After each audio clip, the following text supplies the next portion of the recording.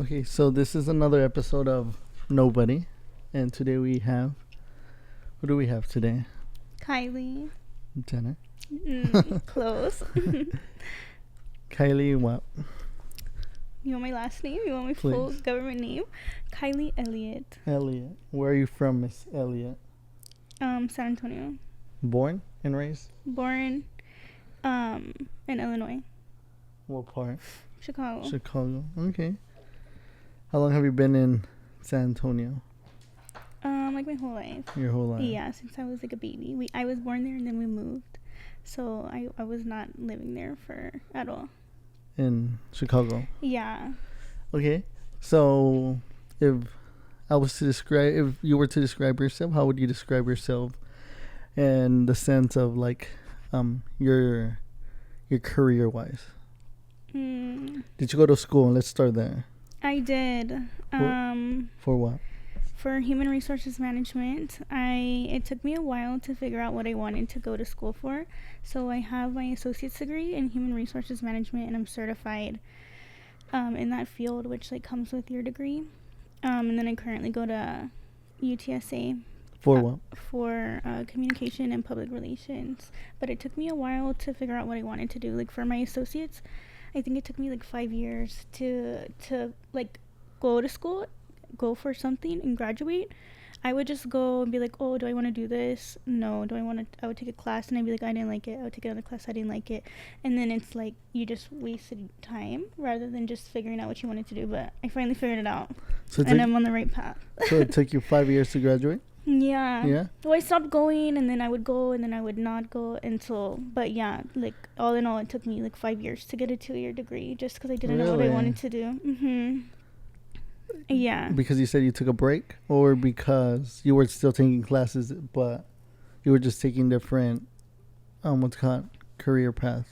Yeah, so I would like take classes. Like for example, I thought I wanted to be a teacher at first, so I took a lot of teaching classes, and then I was like, oh, I don't want to be a teacher, I want to be a nurse. And then I took nursing classes, and then I'm like, maybe social work. So I took like social work classes, and then I'm like, I couldn't figure it out, like what I wanted to do. Everything I hated, like, and so I stopped going to school, and I was like, I'm gonna go to cosmetology school. And I was like, no, I don't want to do that. Like, I really like the 9-to-5 structure of like corporate. Really? And I didn't know I liked it until I got into it, but I really do. So I think I could never be like a self-employed. No. I just love the corporate structure. 9 to 5. I thought it was 8 to 5. It's 10 to 2. No. It's whenever you want. But yeah, so I stopped going, and then I would go, and then I would stop, and then I would fail. So I just took me a long time. So what made you finally decide, you know what, this is what I want to study, and I want to stick to this and this only? What really, like, I was thinking about this the other day, actually, like, because people tell me, like, why HR? Like, it's such it's kind of random. And I would go to school downtown at the downtown campus. And for what? What like, school? San Antonio College. Oh, SAC. Yeah. Community college. Yeah, that's where I got my associates from. I graduated from SAC. So you just have your associate's degree? And I'm certified. You didn't know that? No. Yeah. You just have your associates? Yes. Really? Now that's more impressive. It's right there on the wall. Just your associates? Yeah, and I'm going for my bachelor's. But I'm not going to graduate for a little bit. I'm still going. But yeah. That's hopefully impressive. not another 6 years. But no, hopefully not. Wait, okay. Wow, really? I did not know you. Yeah, I only have my assassociate's degree. You see, because I thought you had your... I don't know, like the levels. Bachelor's? Okay, yeah. So the one you go for 4 years. I thought you had that degree. No. That's really impressive. Thank and we're you. gonna find out why. But that's really impressive. Okay. But yeah, so I would go to SAC downtown, and this was like when I was not focused. I was like failing. I was taking like the basics that you would take, and I had like a 2-hour break, so I would go across the street or like a couple blocks down to they had a juice place, like a juice where they make juices and smoothies, and I would go there and I would like pretend study, be on my phone, like get a juice and just make time pass by. And my dad, my dad doesn't work at like an office, he drives around for work. So when he had like some time in his day, he would be like, hey, can I come get you? Or hey, can I come join you at the juice place? And I'd be like, yeah, come. And one time he picked me up to go take me somewhere to eat. And I was like venting. I was like, I just don't know. I don't like school. I don't like what I'm studying. Like, I don't know what I like.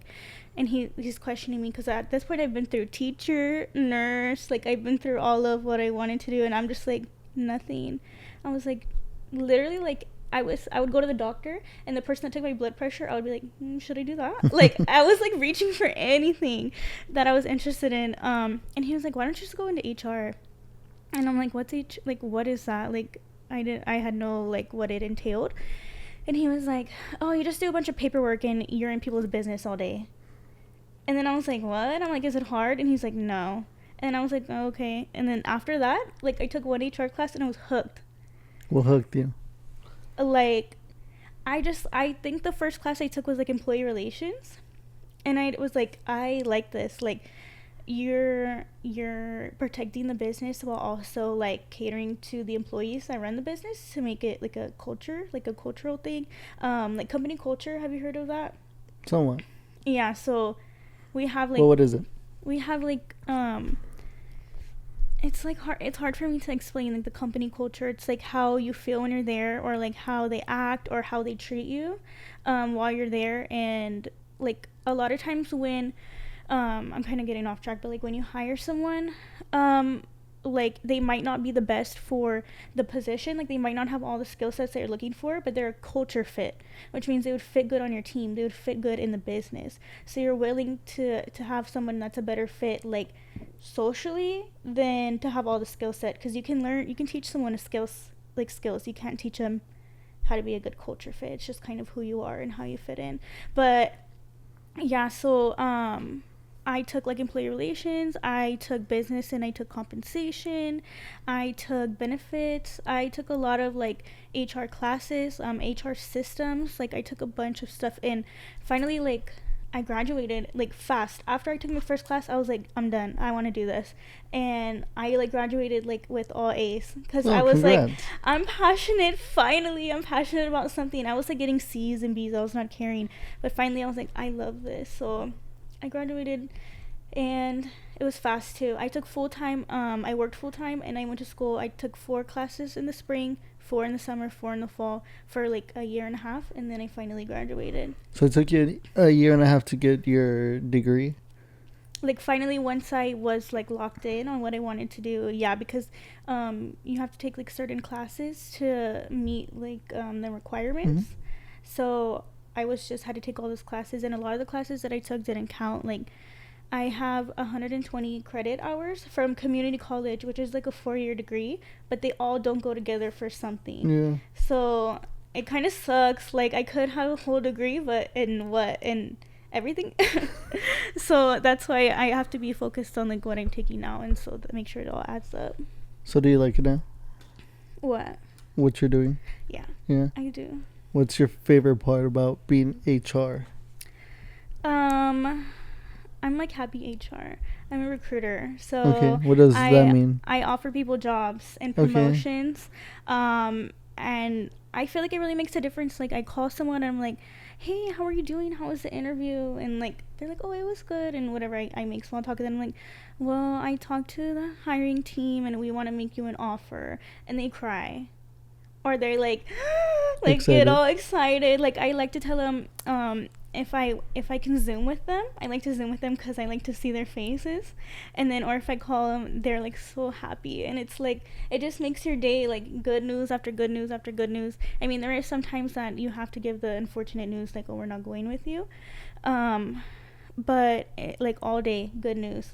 Like, I'm working on your offer, you have an interview, like, I picked you to move to the next round. Like, when people tell you those things, you get so excited. I know I do. Like, oh my god, I have an interview this week. Oh my god, like, I have another interview. Oh, they're gonna call me. Like, it's so exciting. And then when you get offered the job, it's so fulfilling.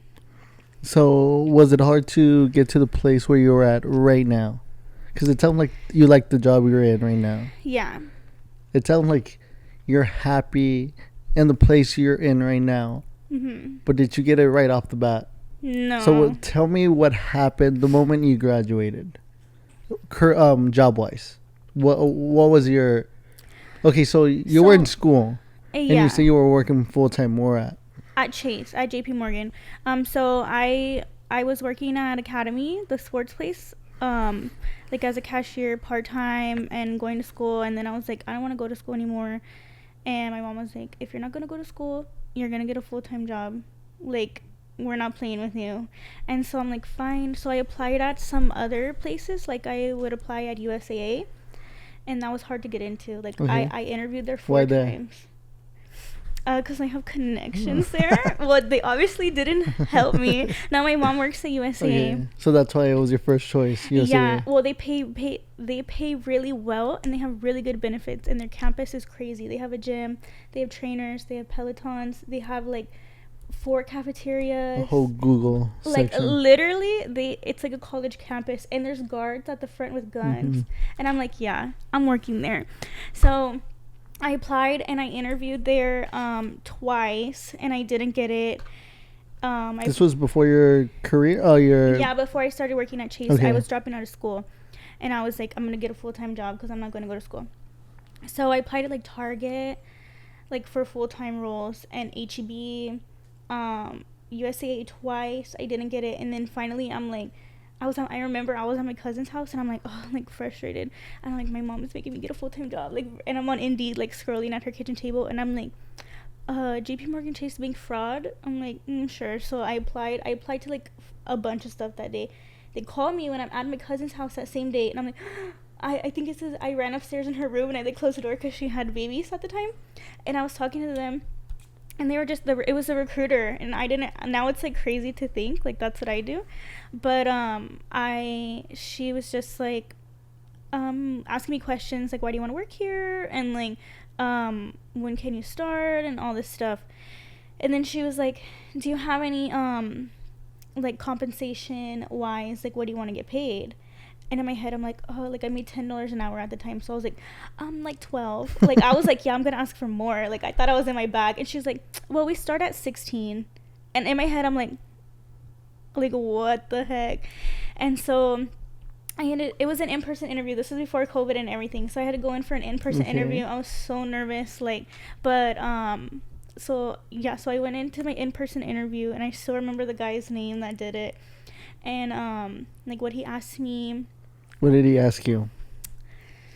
He's just like the typical interview questions, like, tell me about a time, tell me about a situation, how do you handle this and that. And then he was like, you know that you're going to be talking on the phone all day. And I was like, yeah, I don't care, like I'm fine. And he's like, do you know what you're getting yourself into? And I was like, but I was like young, and I was 20, and I was like, oh, I don't care, like I'm gonna do whatever.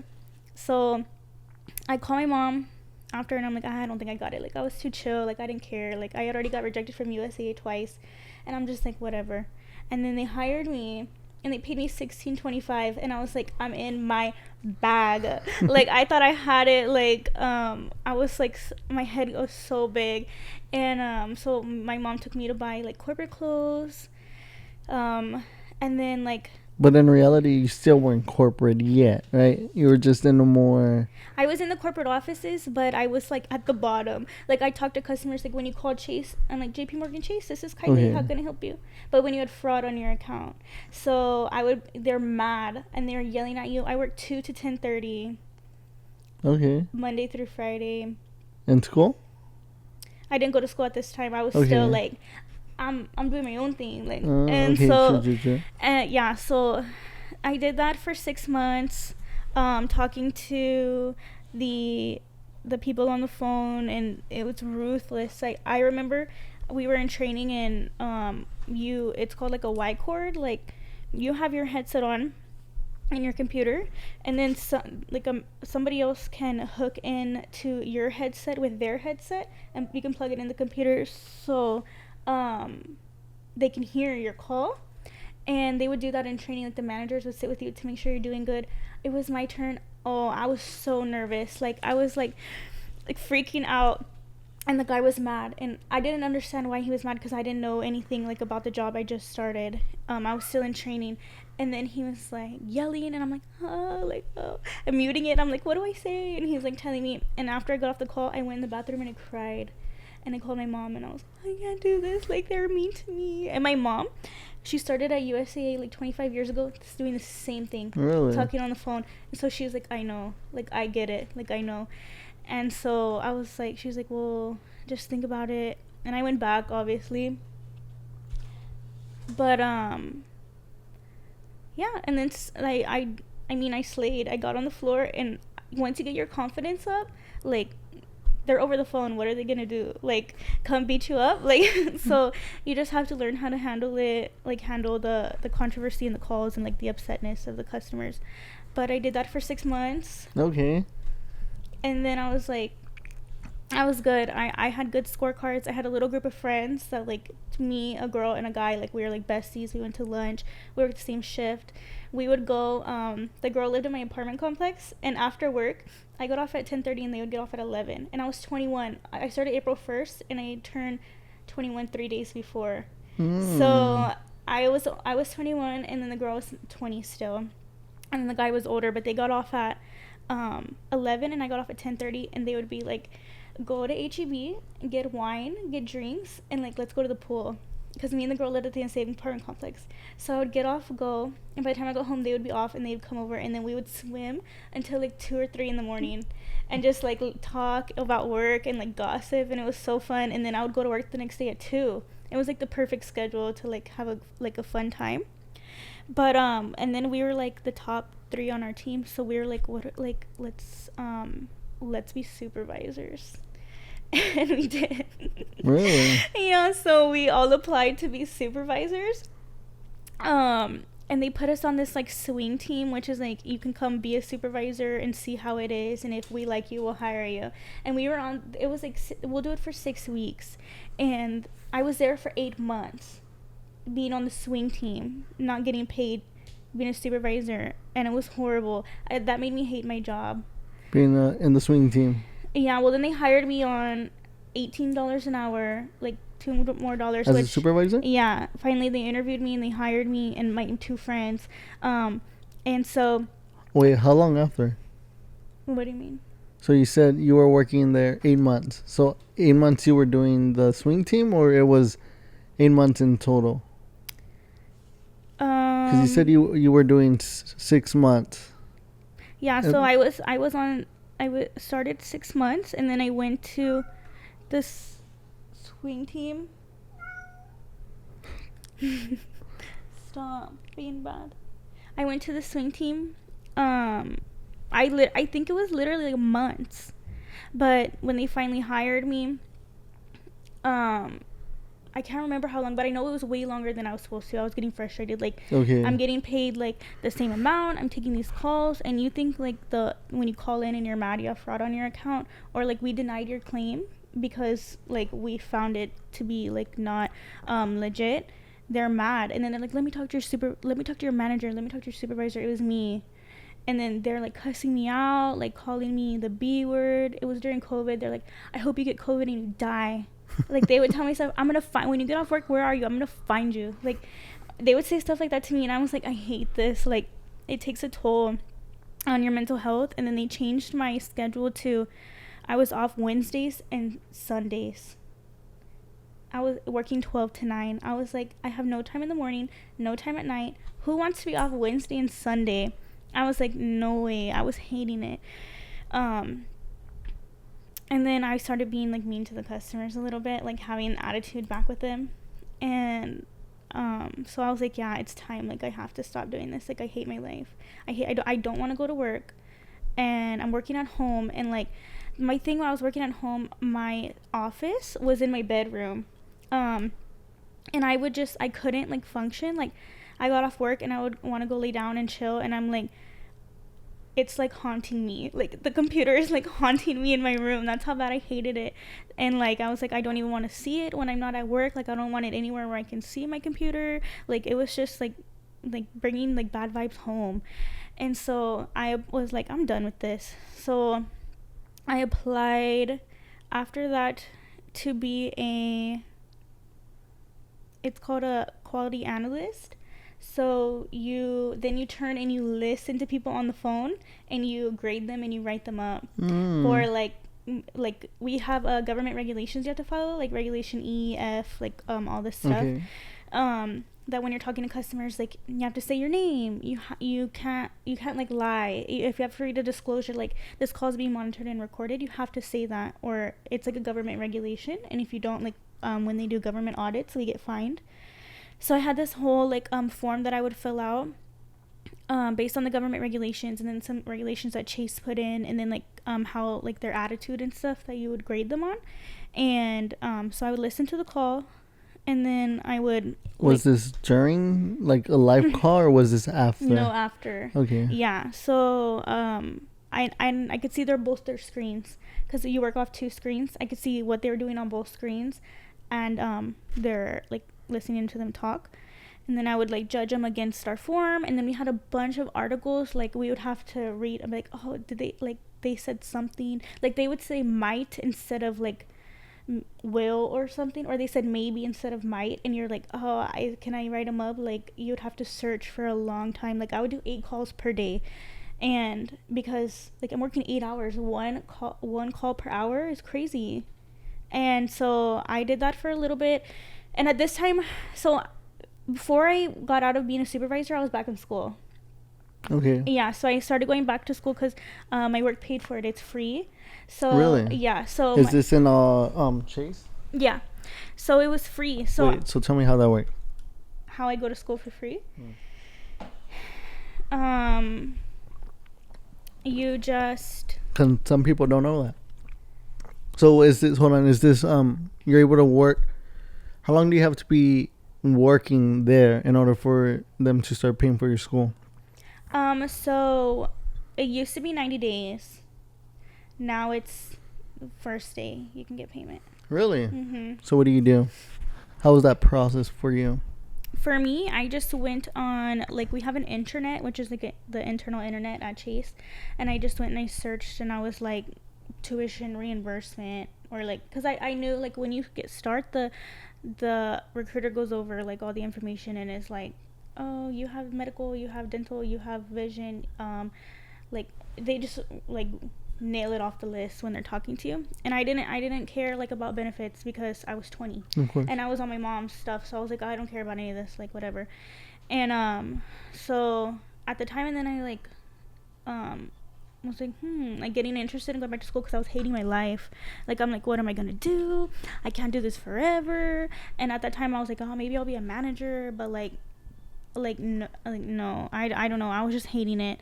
And so rewind back to the beginning. The only reason I applied at Chase, remember, because I couldn't get into USAA, and I was like, yeah, I'm gonna work at Chase for 1 year, and then I'm gonna go to USAA because I have experience. So I was like, going to USAA. When I was hating my life on the phone, interviewed, didn't get it. Oh, you reapplied at USAA. So like second time, and I didn't get it, and I was like, oh, like like upset. And so then I went to, so at that time I was going to school, so I just searched like tuition reimbursement. I need to go back to school. I need to figure something out. Like, I can't do this anymore. And so I like was reading a little bit up on it, and basically like what I did was a direct payment program. So they offered $5,000 a year for me to go to school, and I would just tell them, hey, I'm taking like these classes, and this is how much each class is.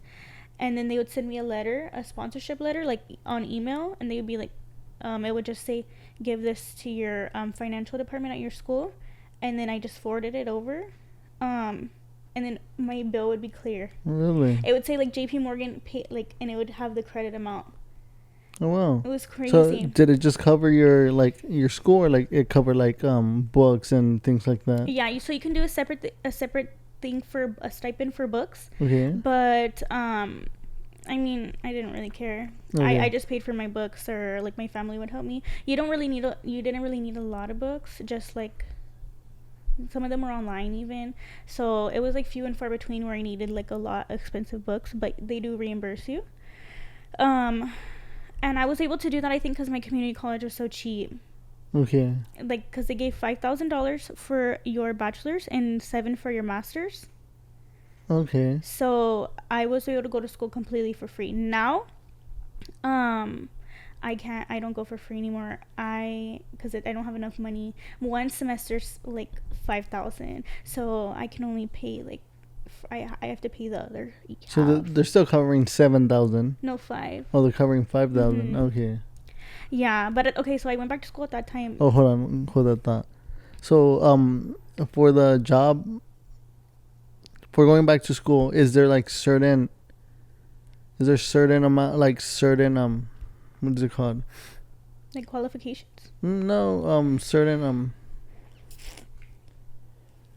for example, for us, for Amazon, they pay for our tuition, but it was only for like if you wanted to be like a software engineer, if you wanted to be like a manager or things like that. It wasn't for everything. It was like certain. What is it called? Yeah, same.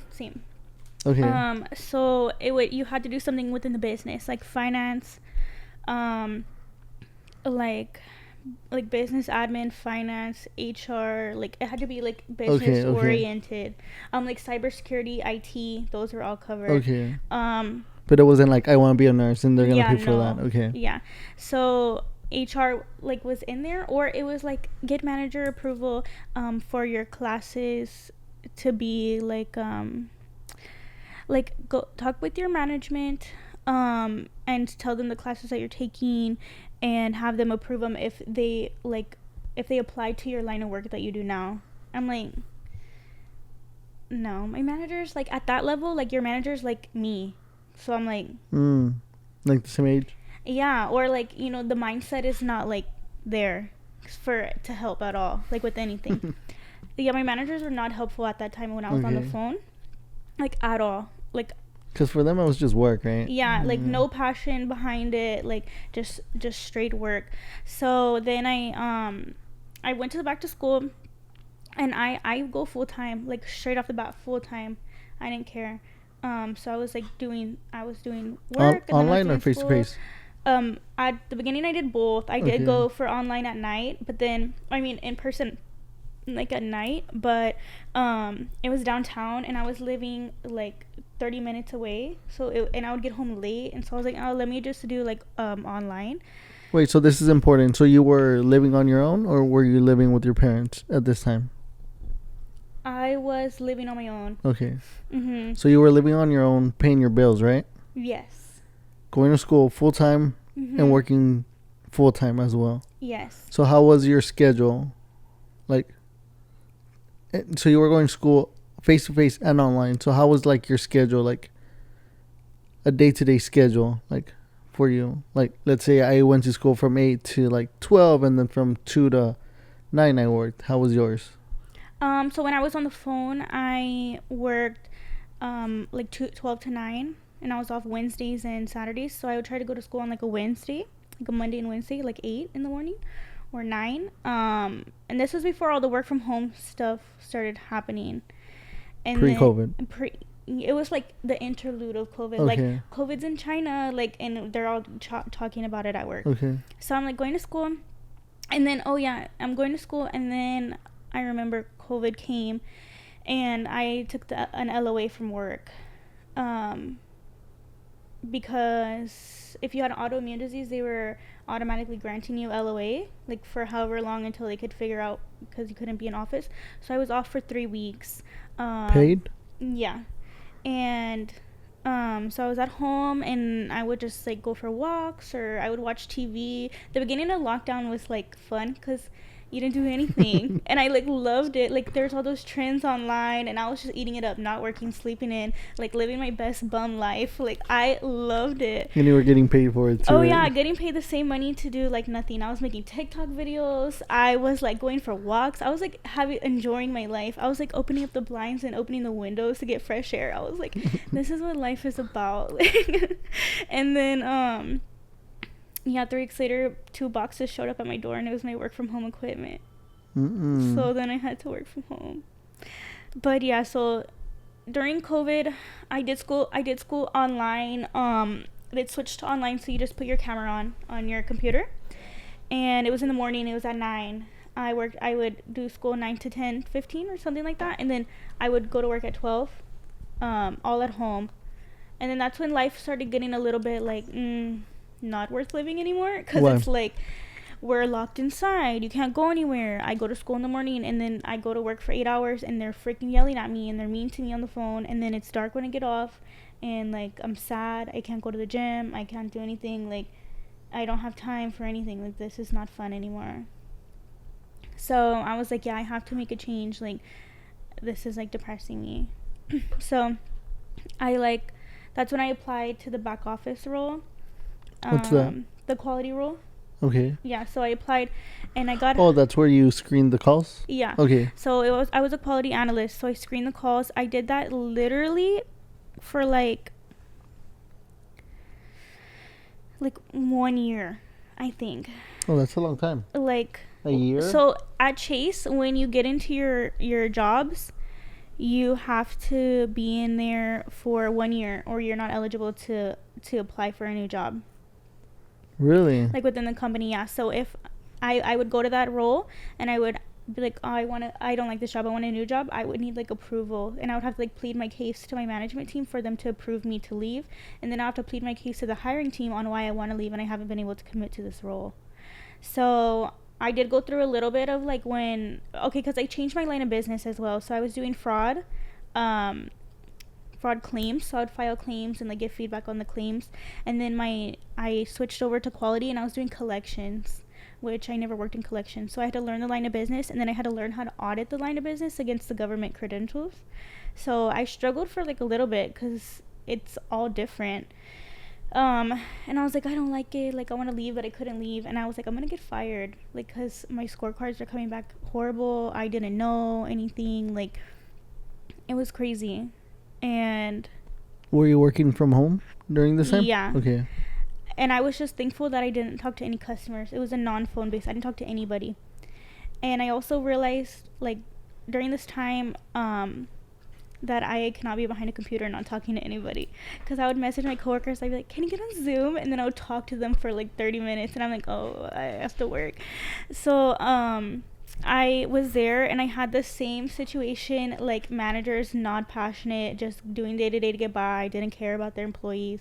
And then I got this one manager, her name was Nat. I'm like, I'll shout her out, I love her. Okay. I thought it was gonna be a negative thing. No, she's I think she's like 28, and at that time I was like 22. I can't remember. And like God sent, like passionate about being a manager, young, hot, passionate, smart, everything. I was like, me and her, like she's gonna take me to the end. And so I would like sit at her desk and talk to her a little bit, and we like clicked immediately, like friendship and like manager boss. Like I respected her and she respected me as like an employee, and as her being my boss. And then she would be like, how many calls did you do today? And I would say, oh, like 12. And she's like, you want to go to Starbucks? And we would go to Starbucks and like come back, because she was salary, so you can leave. And she was like, I'll just put it on your thing that like you were working or whatever. But I made a really good connection with her, and she helped me with my scorecard, and she was really understanding about like where I came from. Like I didn't feel like she would fire me, but I wasn't performing like at my best because it wasn't for me. Like I didn't like the job, I didn't like the line of business, I didn't like quality. Like I literally like wanted to talk all day. I would like try to sit next to my coworkers and they'd be like, no visiting, we'd have to go back to our desk, and I'm like, we had no service in the building, I couldn't even get on my phone. Wait, so you wanted to talk to people, like customers, or you just wanted to have like an interaction with people? Like interaction, like I wanted to talk. Like we had to wear our mask. We went back in office, so we would have to wear our mask. And I went to the one I work at right now, I worked at the one by SeaWorld, so I would drive all the way over there, and in the morning, 7 to 3:30, Monday through Friday. But I was thankful for that shift because I had the bad shift before. And I would like be there, just like I would go to my friend's desk and I would try to chat with them, and then they'd be like, no visiting, go back to your desk. And I would like had no service, so I couldn't do anything. I literally was like screening calls all day, like hating my life in my little cubicle. I literally felt like, you know, when it rains and you like look outside with your hand on the window, like that's how I felt at work. I could not wait to get out of there. So I like told Nat, and she was like, what do you want to do? Like, and I'm like, oh, I'm going to school for HR, and I graduate like in May. And this was like probably a couple months, like maybe 5 months before I graduated. And she's like, "Well, just like look at because I was telling her I gotta get out of here. I have to make more money because at that time I was making like $19. Oh, that's good. So you got bumped. Yeah. How after? Because you say you started off at 16 something, and then you got that promotion for supervisor, which was to 18, right? Yeah. And then I think it was just like a end of year raise every year at Chase. At the end of the year, they give you a raise. Okay, so every year, depending on performance or no? Yeah, performance based on 3 things: but your business results, your teamwork, and how you lead your team, or like leadership. And the other one is like client customer engagement. Okay. So I was just getting like on track, like whatever. And they gave me like a little raise, and I'm like, I need to make more money. Like, I can't do this anymore. Everything was so expensive. And I was like, I don't like my job. Like, I want to make more money, and I want to be a 502, which is like the entry level salary range. Salary instead of hourly. Yeah, and I was still hourly at this time. So I was like, I want to take it to that next level. Like, I want to be that next level. Like, I felt ready for that next step in my life. And she's like, okay, well, look for some jobs on the job posting in HR and recruiting. Or I didn't know I wanted to be in recruiting. Just wanted to be HR. I had like my eyes on the prize for HR.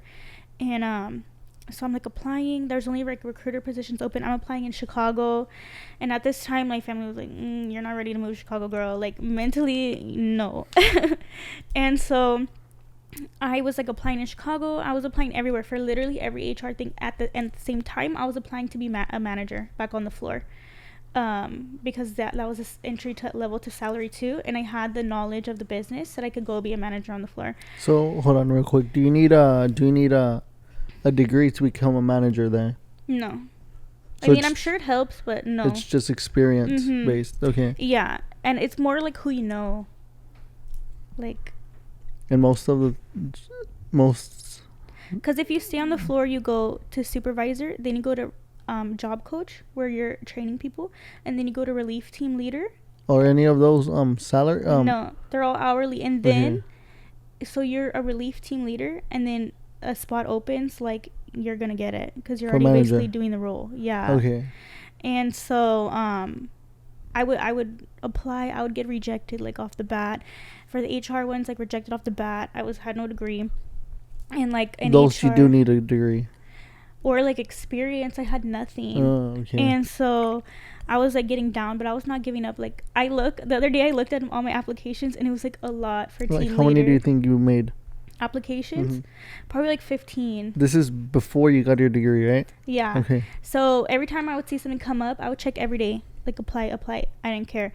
And I would get rejected like right off the bat. And then finally I applied to be a fraud team leader back on the floor, upstairs, which is like a manager. And then at the same time I applied to be a recruiter in San Antonio. So I applied to be a recruiter. It was a consumer and community banking, which is like the organization that I work in now. It's fraud collections and service. And then it was like an entry level recruiter. I did not meet the qualifications. I did not meet the qualifications for any of them, but I applied. I sent the manager an email, and I was like, hey, like, I'm super interested. Here's my resume. Here's my cover letter. Like, I graduate in May. This was like in March. I was like on her, like, basically begging her, like, please just talk to me. And then I sent it to her, and she was like, thank you so much. Like, I'll review it and I'll let you know. And at the same time, like, my friend Jose, he was in the same boat as me, but he had just started at Chase for 1 year only. He was talking on the phone, and he hated it. Like, he had got written up. He was, like, about to, like, quit and be fired. And he has his degree in human resources management, his bachelor's. Really? Yeah. So I referred him to come work at Chase. I was like, come, because he needed a job, like a good job. Come. He was making $23 an hour, and I was making 19, and I was like 3 levels above him because of the degree. Yeah, because he's bilingual. So it really does count if you're bilingual? Yes, you get paid so much more. Okay, so on that one, that's really interesting. So like there, so did he have to say like I'm bilingual? Yeah, so the role that he applied for was Spanish required, and then he had to take a Spanish test. Okay. And like automatically, like you said like they give you like a budget. You could hire that person within, let's say the role is $16 to like $20. Uh-huh. So do they just give you the minimum and then you have to ask for it? Or how do you know there's how do you know there's room to work? You don't. So you just have to have the guts to ask. Yeah. So I think at that time he was making 23, and that's because it was 3 years after I came in. Like, of course, the minimum wage went up. Okay, and true. Yeah, True. so I think at the time I probably would have making like 20. Our minimum wage is 20, so I probably would have making like 21, but he was making almost 24. Yeah, like 23 something. And he hated it, like hated it, and we would text like all the time. Like he's like, good morning, I hate my life, like because he worked at 6 a.m. and I'd be like, I'm driving to work or whatever, and he would be like, I hate it. I'm like, don't quit. Like he hung up on a customer. I'm all putting his business. He hung up on a customer, and like the quality person caught him and wrote him up, and he like got in trouble. Like he was like on his last leg. And I told him, I'm like, hey, like I applied for this role because we had talked about like what we want to do and like our goals and stuff. And he was like, what is it? And I told him, and he's like, I'm applying. I was like, oh, no, because he has his degree and he has management experience. Like he's older than me, so he has more work background. And I'm like, oh, he's gonna take me out. He's gonna like, I was so pissed that I told him. I said I shouldn't have told him. Like, and then I got an interview, and then he got an interview. And at the same location. Yeah, same location, same manager, same everything. And I was like, oh, he's my biggest competition. Like my only thing in my head is like, I have to beat Jose. Like I'm not gonna get it. And then so I talked to her first, and then it went so good. Like we immediately connected, me and the manager, and like we had a good conversation, and I never felt like, I wasn't nervous or anything like to talk to her. And then it was like an hour I chatted with her, and then I got off, and then I called him, and I was like, oh, it went so good. And he's like, what did she ask? And I'm like, I'm not gonna tell you because like you're gonna have the same interview. And then he had the same interview, and she asked him the same questions, and he was like, it went so good, like I love her. And I was like, oh. And all this stuff. And at the same time I'm interviewing for the fraud team leader role, and the interview went horrible. Like she was like interrogating me, I was tripping over my words. I remember I was like, I have the ability to like coach for impact, and she was like, so tell me when you did that. And I was like, because I haven't, like I didn't ever coach anybody. So I was like, like I got so caught up, and I knew like right I wasn't gonna get it. And I was like, oh, like whatever. And then so I got an email. I was still in the running for that one. And then like a couple of the next week went by, and I got an email that was like a second round interview for recruiting. Okay. And I was like, what? Like, and it was me and Jose on the freaking email, and then like some other people. Or I think it was like blind copied, so we couldn't see, but we could see other people were on it. And I was like, did you get the email? And then he was like, yeah, like when are you gonna do it? And we were both like, right now, like let's do it back to back. So I responded, and I was like, today at 2, and he was like, today at 2:30. And so we did back to back with this other manager at a different site, that for a different line of business. Like right now I have never worked with her. It was just like a peer that she wanted a second opinion on us. And so we did it, and it went good. I still was like, I don't know. And then it was like the end of the week. It's like Friday at like 2, and I'm like, oh, like freaking out. And kind of going back to my old manager, she like grilled me. She interviewed me so hard. She gave me answers on what to say. She told me what groups to join. Like she set me up for success. That's kind of going back. Like I felt prepped and ready, and she was like, I'll endorse you, like if you need anything. What's endorsing? Like referring. Like I'll be like, oh, she's a good candidate for this role. Like I recommend her. I'm gonna endorse her skill set. And she like, I remember her like drilling me like on interviewing, and she was like, that sucked, like I wouldn't hire you. She would like tell me stuff like that, and then she would like give me tips like for like those months, that for 5 months. And then I applied. When I was applying to all those, she like was grilling me on my interview, so I was ready to interview, and I knew like what they wanted to hear and like what to say.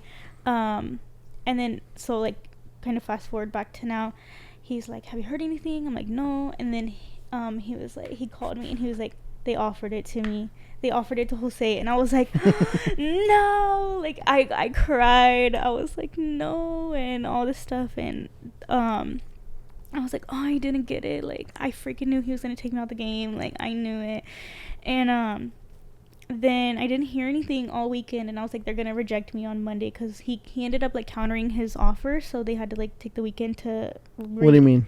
like they offered him an amount for salary, and he said like, can I have more? And so they took the weekend to like redo his offer.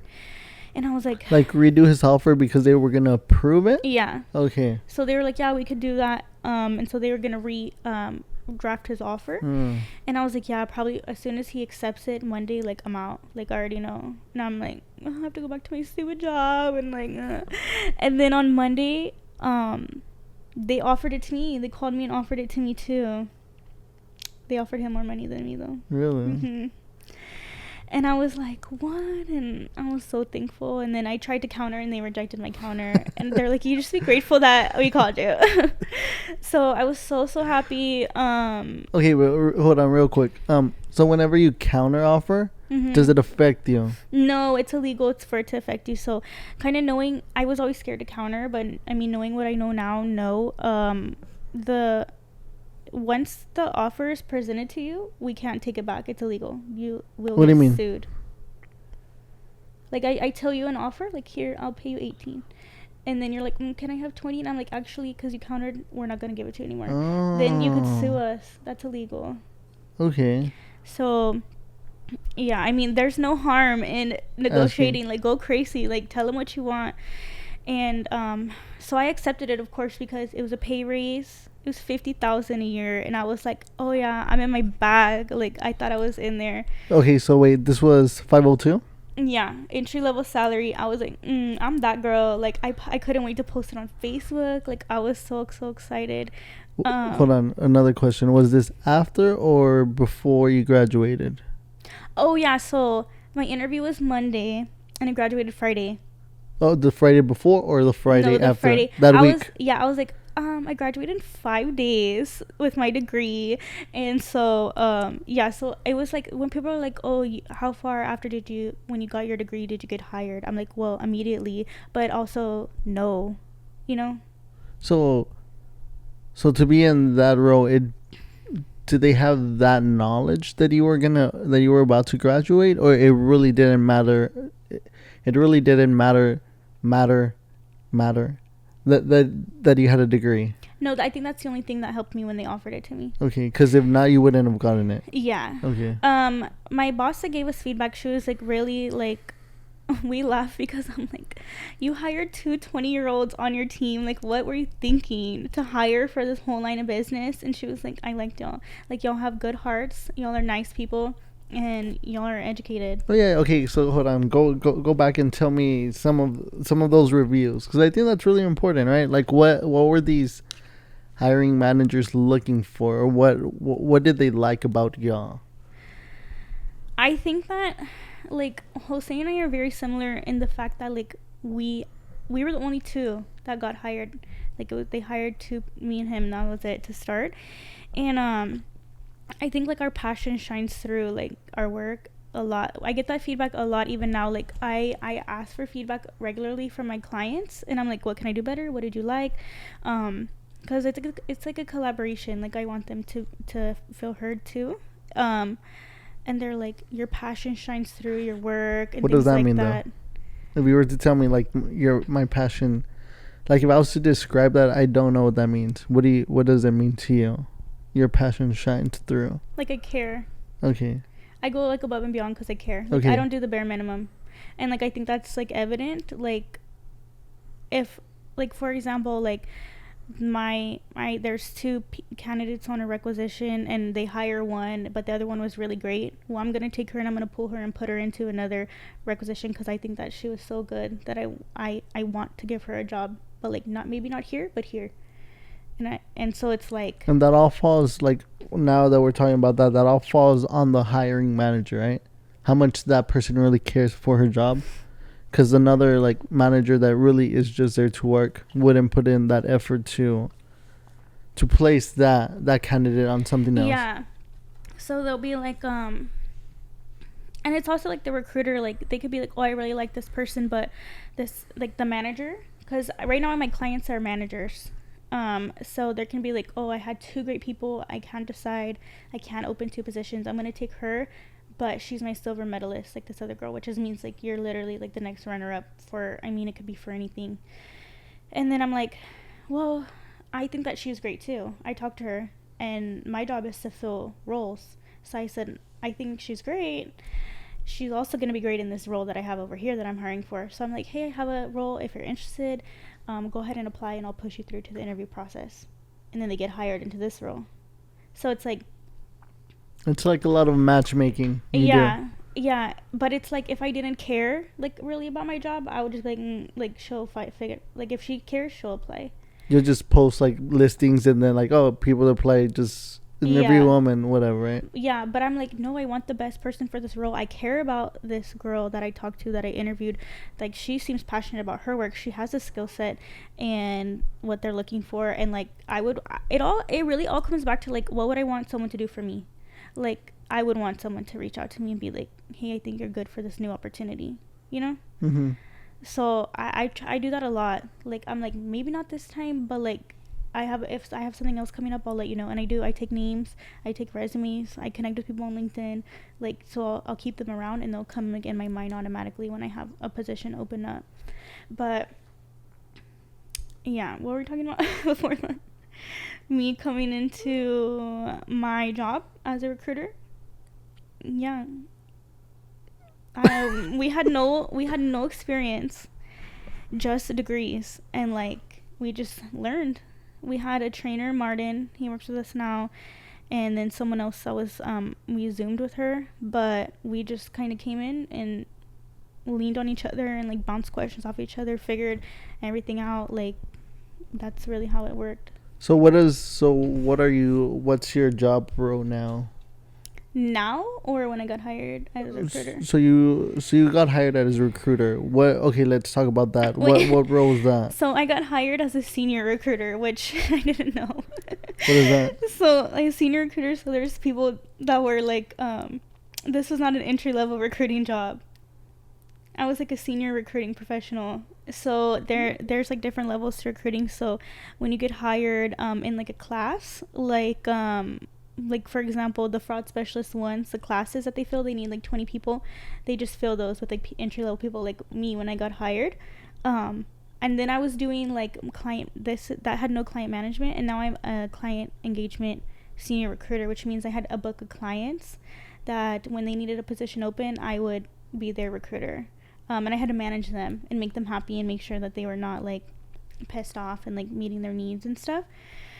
And so yeah, I was like, there's people that probably should have got this job over me that have been recruiters before. But I think that the connection that I made with my manager during the interview was like so like not like intense, but like intense that she could see that I would be able to do the job. She would not be like, I could talk to anybody forever, so it's not that hard to make good client. How do you build a good connection with your interviewer? The interviewer? Yeah, or my clients? No. So you said you made a big impact with the person that hired you, right? That's why you think you got it. Mm-hmm. How does one person create that bond, especially when you're barely meeting that person? I think that, like, looking back now at like my like being wiser now that I'm older, looking back on that, is like I used to be so nervous. Like, I could not make a connection. Like, it was very business, like question answer. Like, now going into it, they're like people. Like, it's not as serious as you think it is an interview. They're human. They're not gonna freaking remember you when you answered like 10 years later. Like, it's like you're not gonna be prominent in their mind. They just want to know if you can do the skill set and you have what it takes. But how does someone shine through that?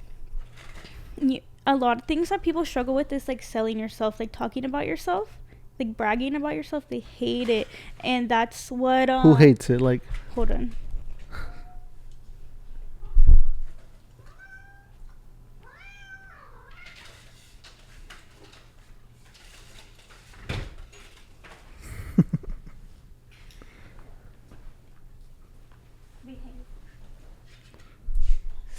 had to close the window because she was being crazy. Oh,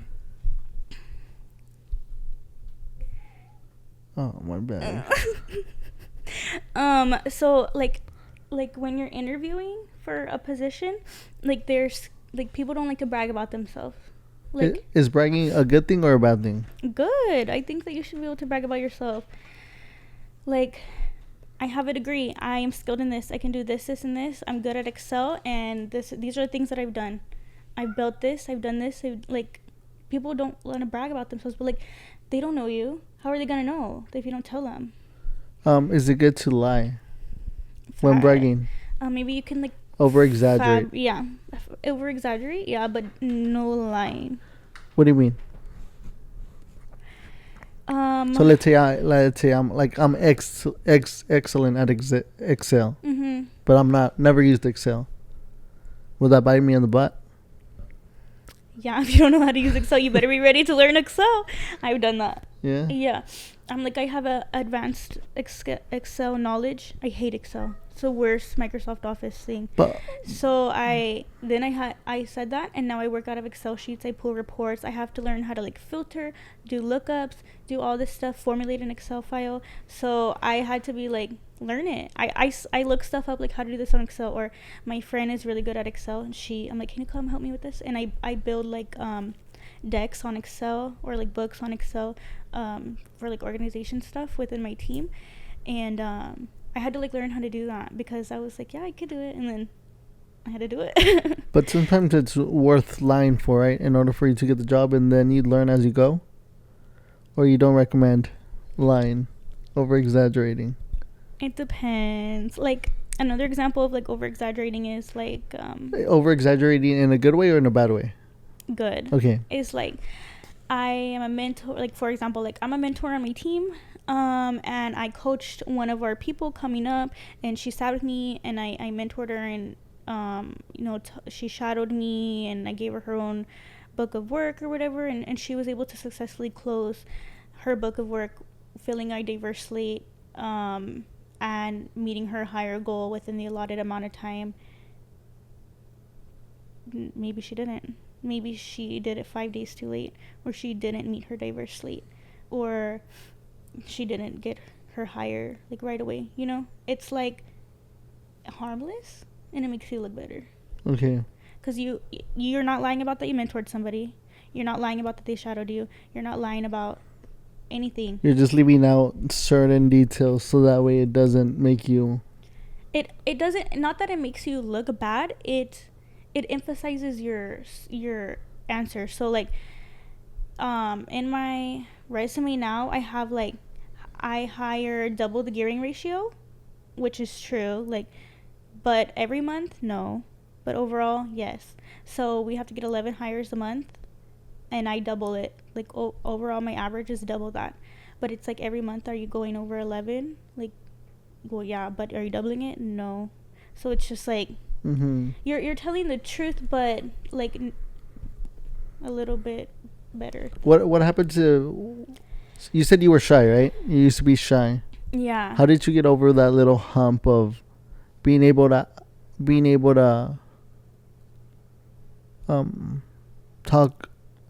brag about yourself? You just have to do it, or nothing's gonna come to you. Did you write it down beforehand and then you read it? Like how did you do it? I would have my old boss, help me. You did say your old boss helped you out a lot. So and my mom and my dad. Talk to me about your mom and dad. Why? Because I think they also have a big impact in who you are right now. Definitely. Especially in the business world. Since you said your mom started off at USAA, like from like answering phone calls, and now she's at a position where she's at now. You know what I mean? I think that has a lot to do, especially helping you navigate through things. I don't have that experience. My parents don't have that experience, and that's one thing I was talking to my sister. Actually, she went to drop off an interview because she graduated from UIW with sports management, and she wanted to like apply at the MLS, like the team in Austin. Yeah. but she just dropped off. She was gonna drop off a resume, but the guy in the front desk didn't want to help her out. You know what I mean? So she came back and she was like sad about it. You know what I mean? I'm like, as much as I wish I could help you, give you knowledge about this. Told me I could help her. Yeah, but you know what I mean? Yeah. Like, I'm like, as much as I wish, I have no experience. You could go to my brother. As much as he would like to help you, he doesn't have experience done there. As much as you want to go like with mom and dad, they definitely have no experience there. So like, you're pretty much caged up. You know what I mean? You have to figure it all on your own, and then once you start figuring out on your own, you'll be able to teach your children how to navigate these alleyways. So that's why I think your parents are super important. Like, you know what I mean? They might have not given you like the whole guide, but I'm pretty sure, like you said, like your mom and your dad like really did help you. And how did they help you? And so I think that they really like paved the way for themselves. I don't think that their family really had like the experience either. Like my grandma on my mom's side stayed at home and raised 5 kids, and my grandpa like just went to work and came back every day like that. And then on my dad's side, I think the same thing. Like my grandma was home, or she worked like a little job, and then my grandpa would work. But it wasn't no like corporate jobs or nothing like that, right? No, like they worked in like the factories, blue collar type of work. Yeah. And so they both my parents went on full ride scholarships to college for track. Really? Yeah. Track stars. Yeah, so my mom ran long distance. Oh wow. Yeah, and my dad ran too. My dad was actually an Olympic qualifier. Really? Congrats. Yeah, I brag about that. In your resume? I have Olympic blood. No, so they ran on full track scholarships. They like met in college. My dad went to Indiana State. My mom went to Southern Illinois. No, did she? I don't know. Okay. Something over there. Something over there. Midwest. And they did like long distance. Relationship? Or running?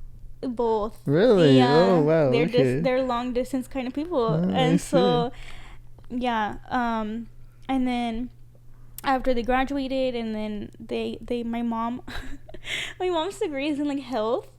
And she was like a health. This makes me laugh because she's so girly and like could not do that now. She used to be a health inspector, and she would go into people's homes, like apartments or whatever. And she said that she would open the cabinet and roaches would be everywhere, like coming out. And she was like, it was so gross, but like that was her job. Like that's what she went to school for. And then my dad went for parks and recreation, so he worked in like the park and like just made sure everything was running smoothly, but like not a lot of money. Like just really like kind of I feel like recreating like their parents' life, you know, like when my mom has a baby, like she'll stay home and my dad will just work or something like that. But then like my mom's family moved here for to retire to Texas, and my grandpa was here and my grandma, and then my grandpa got really sick, and so my mom was like, I want to move to Texas to be close to them because he thought he was gonna die. And so we moved here and like started all over. Like I remember we lived with my grandma for a little bit, and then we lived in this like little bitty house. And my mom would go to work every day and come home and like work talking on the phone at USAA. That's when she got the job. And I just think like when I was talking on the phone, like I couldn't imagine coming home and being a mom or coming home and being a wife. Like it's exhausting. And she did it for 5 years. And then my dad worked. He sold cars. He was a car salesman, and then he worked at like Enterprise, which is like the rent-a-car place. But he worked in like the corporate, or not in like not where they would come rent cars, but like it was another place like offices. Yeah, like offices with cars though. So my mom had a car. My dad did not have a car. My dad would take the cars from work, and drive them home and like back, and then another car. We had different cars all the time from my dad because he got the cars from his work because we didn't have a car. My mom had a car.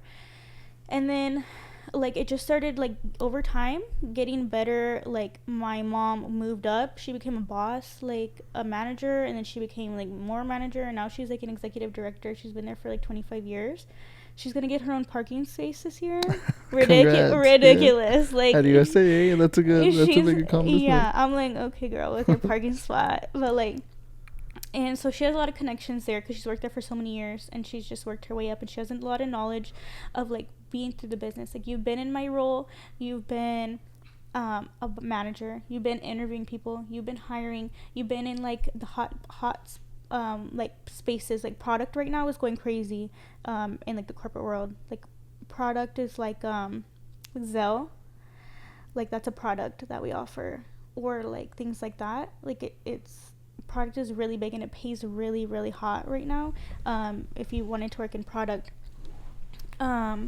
So like, she's been in these hot spots. She's been for 25 years like in the corporate world, like learning. I remember she used to put her, like, when they had to be business all the time, she had her dress on and her high heels, and she would be like her little badge, like she slayed. And now it's like the corporate world is so much more casual, and my dad would leave every day in a suit and tie and go to Enterprise. And like, my mom moved up, my dad moved up. He was at Enterprise for a long time. He went and he left for something. Did he get furloughed? Was that during that time? No, I don't think so. That was not during COVID. He left, and then he wanted to run his own business. So he ran his own business for a little bit, wholesaling cars. He's a wholesale dealer at Enterprise. So he would get the cars to put out to the people on the back end. And then he wanted to do his own wholesale car dealing business. So like, we did that for like a little bit, and then we would have to deliver cars. Like, me and my brother, we would have to drive cars to like Corpus, and then like drive other cars back for him. And he worked at like Cadillac for a little bit. But my dad is like, he's so frugal that he was like, I don't have to work if I don't want to. He just saves all his money. He doesn't spend it all. And my mom like expense. But so he was like, I don't want to work. Like, for example, this story is so funny, and we always say it, that like, he was working at Cadillac for like 2 weeks, and he wanted the 4th of July off, because we have 4th of July parties at my parents' house every year, and they were like, no, you have to work on 4th of July. You need to quit. He just walked out, and he never went back. And when we get mad like that, I'm like, I'm gonna have my Cadillac moment. Like, we always say that, because he just left, and we were like, what is wrong with you? But he like stayed at home for a little bit. I was already out of the house, so my mom was just like, whatever, dude. And then he got his job where he is at now, doing wholesale car dealing. He's an executive as well. And then he also has real estate investments. He has real estate properties, so he gets money from that as well. So he just kind of does what he wants. He's like self-retired. So he works sometimes, doesn't work. But I think like, coming from that background where my parents both started at the bottom and like worked their way to the top, and they've been through that. They've been through a lot of situations at work that they've navigated. Like, it definitely helps me and my brother a lot. And like, my mom, when I told her like, oh, I'm gonna work at USAA, she had like interview, like, she asked people like, hey, like, what do you think that they're gonna ask? Like, do you have any insight on like who this is or what this is, or like how can I help her? Because my mom was like, she was at product, and she's like, they're not gonna ask you the same questions. Like, so she was trying to get questions like that they would ask, like lower level. Yeah. And it was so funny, because she had like these questions written down. Like, at work, she came home and she asked me them, and they're the same questions that they asked me in the interview. Really? I was like, dang, whoever you talked to gave you good advice, because I was like ready. Like, right when they asked me, I was like, oh, I heard this before, I'm prepped.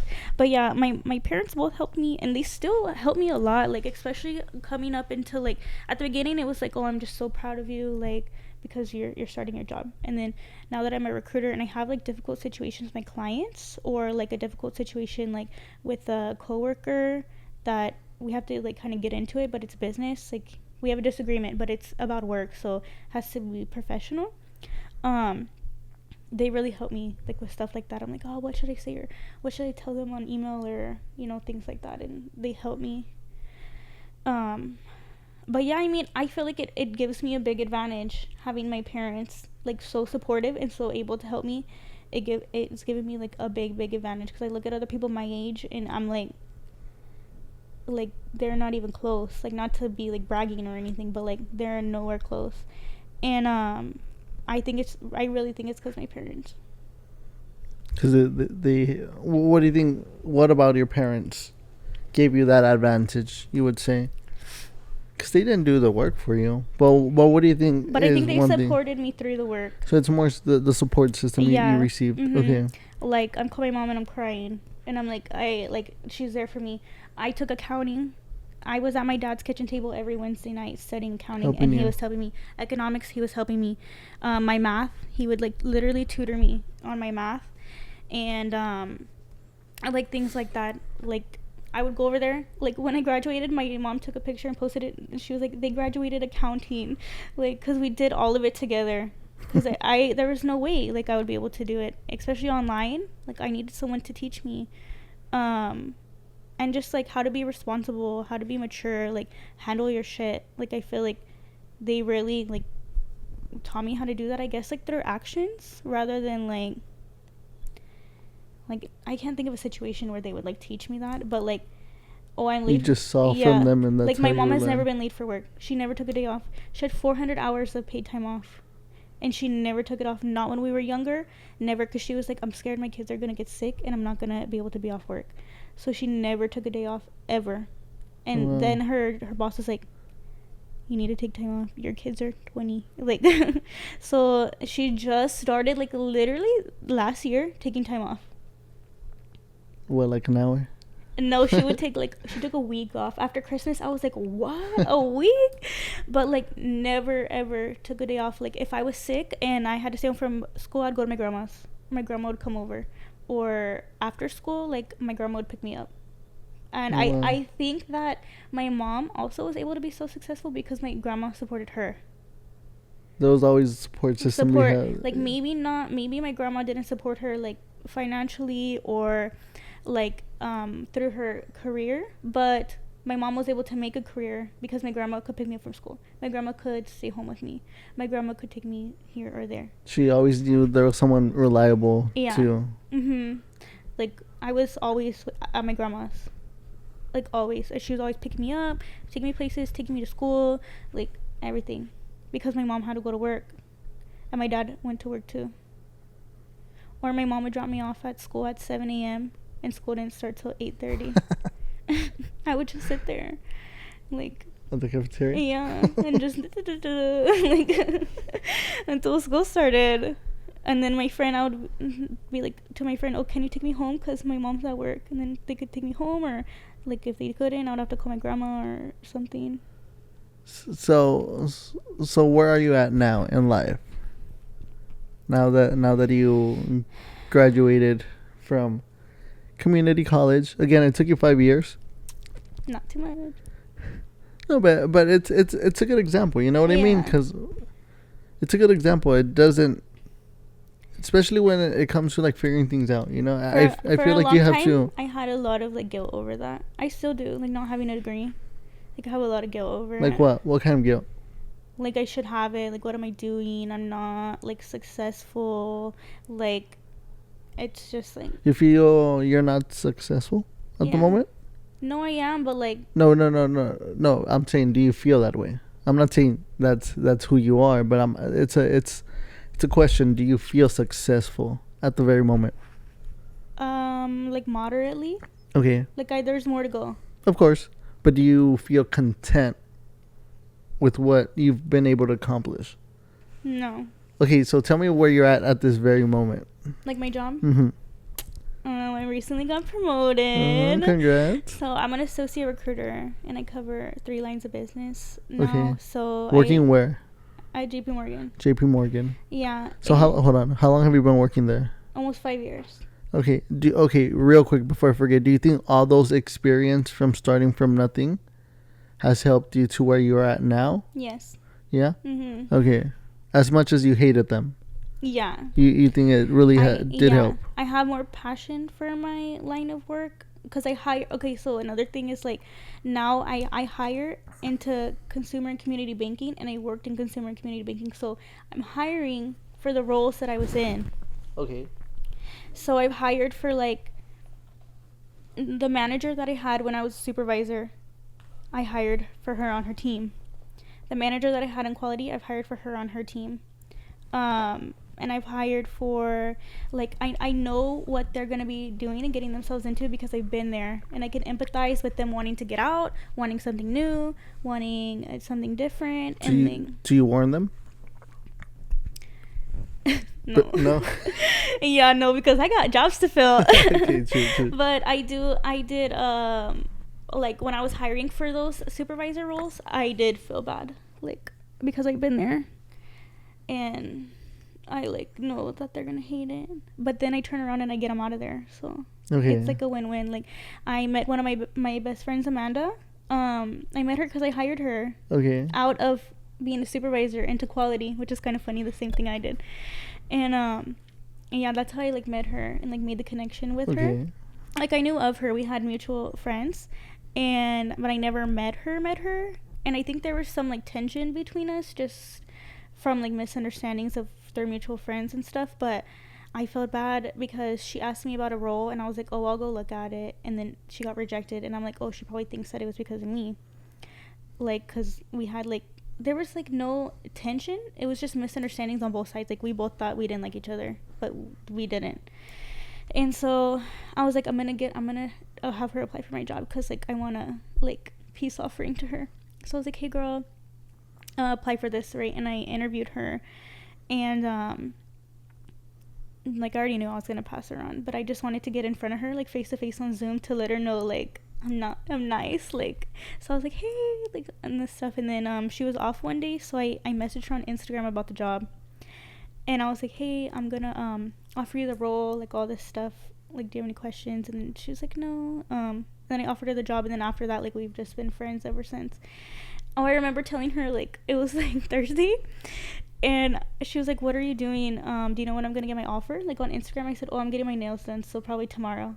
And she always uses that against me now. She's like, are you getting your nails done and you have people waiting for jobs? I'm like, oh yeah. But like, she was in a supervisor, and then I hired her out, and like, I felt happy. Like, she hated her life too, and now she likes her job a lot better now. And so it's like rewarding in both sense. Like, people are so eager to be a supervisor because they want that title, and they get it, and they're not gonna like it. So I'll get them out. And just rotate another one. I do. It's all like a rotation. Like, you apply out, I'm gonna put you in, and then I'm gonna hire where you were to here, and then I'm gonna like, it's all like intertwined. So your promotion. Oh yes. So I worked consumer and community banking with client engagement, and now I got promoted to a 601, which is a senior, which is an associate, which is like a higher level. And I cover wealth management, consumer investment banking, and CCB, consumer and community banking. So I cover all of that for still client engagement. So now I have clients from 3 lines of businesses that I manage, and I hire for them. Is it hard? It's different. Investment banking is a lot different than consumer banking. You have like IRS clearances that they have to go through, the government clearances before we can hire them. Like, and so it takes a while, and it's more like it's not familiar for me because I didn't come from there. Like, consumer and community, like, oh, you want to hire someone in collections, like, I already know like what you're looking for. Here I have to go into more detail and like, what are they going to be doing? What are you looking for? Like, I really have to build that connection with my managers. And I think that's like the most fun part for me, actually. On that one, what was I going to ask? Oh man, went out the window. But so it's salary. Yeah. Forgot what I was going to ask. I was going to ask a good question too, but I forgot. What was I gonna ask? Wow. Did forget. I was right there too. I was about to ask you too. Yeah, it is salary. You want me to repeat so you'll remember? But yeah, I mean, it's going good. I think I'm ready for my next, like, I got promoted. I didn't apply to get promoted. I didn't do any of that. I didn't like go out and search for it. It was presented like to me, like, not like, do you want it? It was like, we're promoting you. And you're going to start your new job, which is the same job, but just, more functions, which, I mean, I'm fine. I got like a lot more money, and I'm happy with it, but I think I'm ready to move on to like my next step. What is the next step? I don't know. We'll have to see. Maybe a different city vibe. Yeah. Mhm. What's one of the reasons why you haven't moved to a different city? I felt like I wasn't ready. Like I had too many ties here to like my family. Like I was too involved with my parents, like too much. Like to where if I left them, like I was too dependent on them. Like I have to see you every weekend. I have to see you every week. Like too much. Like I would go to my cousin's house like 2 to 3 times a week and be there all the time. Like, or my friends, I would go over there. Like there was never a night where I wasn't doing something with somebody. And I'm thinking, like, if I leave now, I'm gonna have nothing. But more too dependent emotionally, right? It was it was emotionally. Like financially, I would be fine. Yeah, because you've been by yourself since 18, right? Yeah, like at 18, I moved out, and then I moved back in for 1 year, and then I moved back out. You've been fairly independent from your parents, so it wasn't more the financial aspect. It was more the emotional aspect. Yeah, so I was gonna move last year in June. I was gonna move to Dallas. Okay. And like I was ready to go. I had all my stuff like ready to go, and like mentally I was like ready to go to Dallas. Like I was ready to get out of here and like leave like all the stuff behind. Like I had gone through like a friendship breakup, like a real breakup, and I was like, I don't want nothing to do with San Antonio. Like I want to go and like get out and start fresh. And so I was like gonna go, and then I chickened out and I stayed. Okay.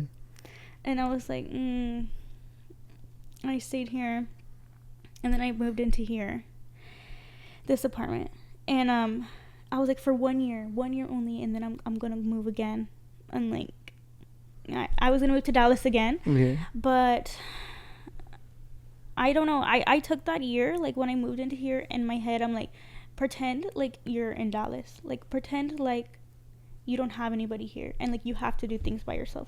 So I started my gym. I went to the gym by myself all the time. I went to this new gym. I made friends. I built a community at Pilates and bar.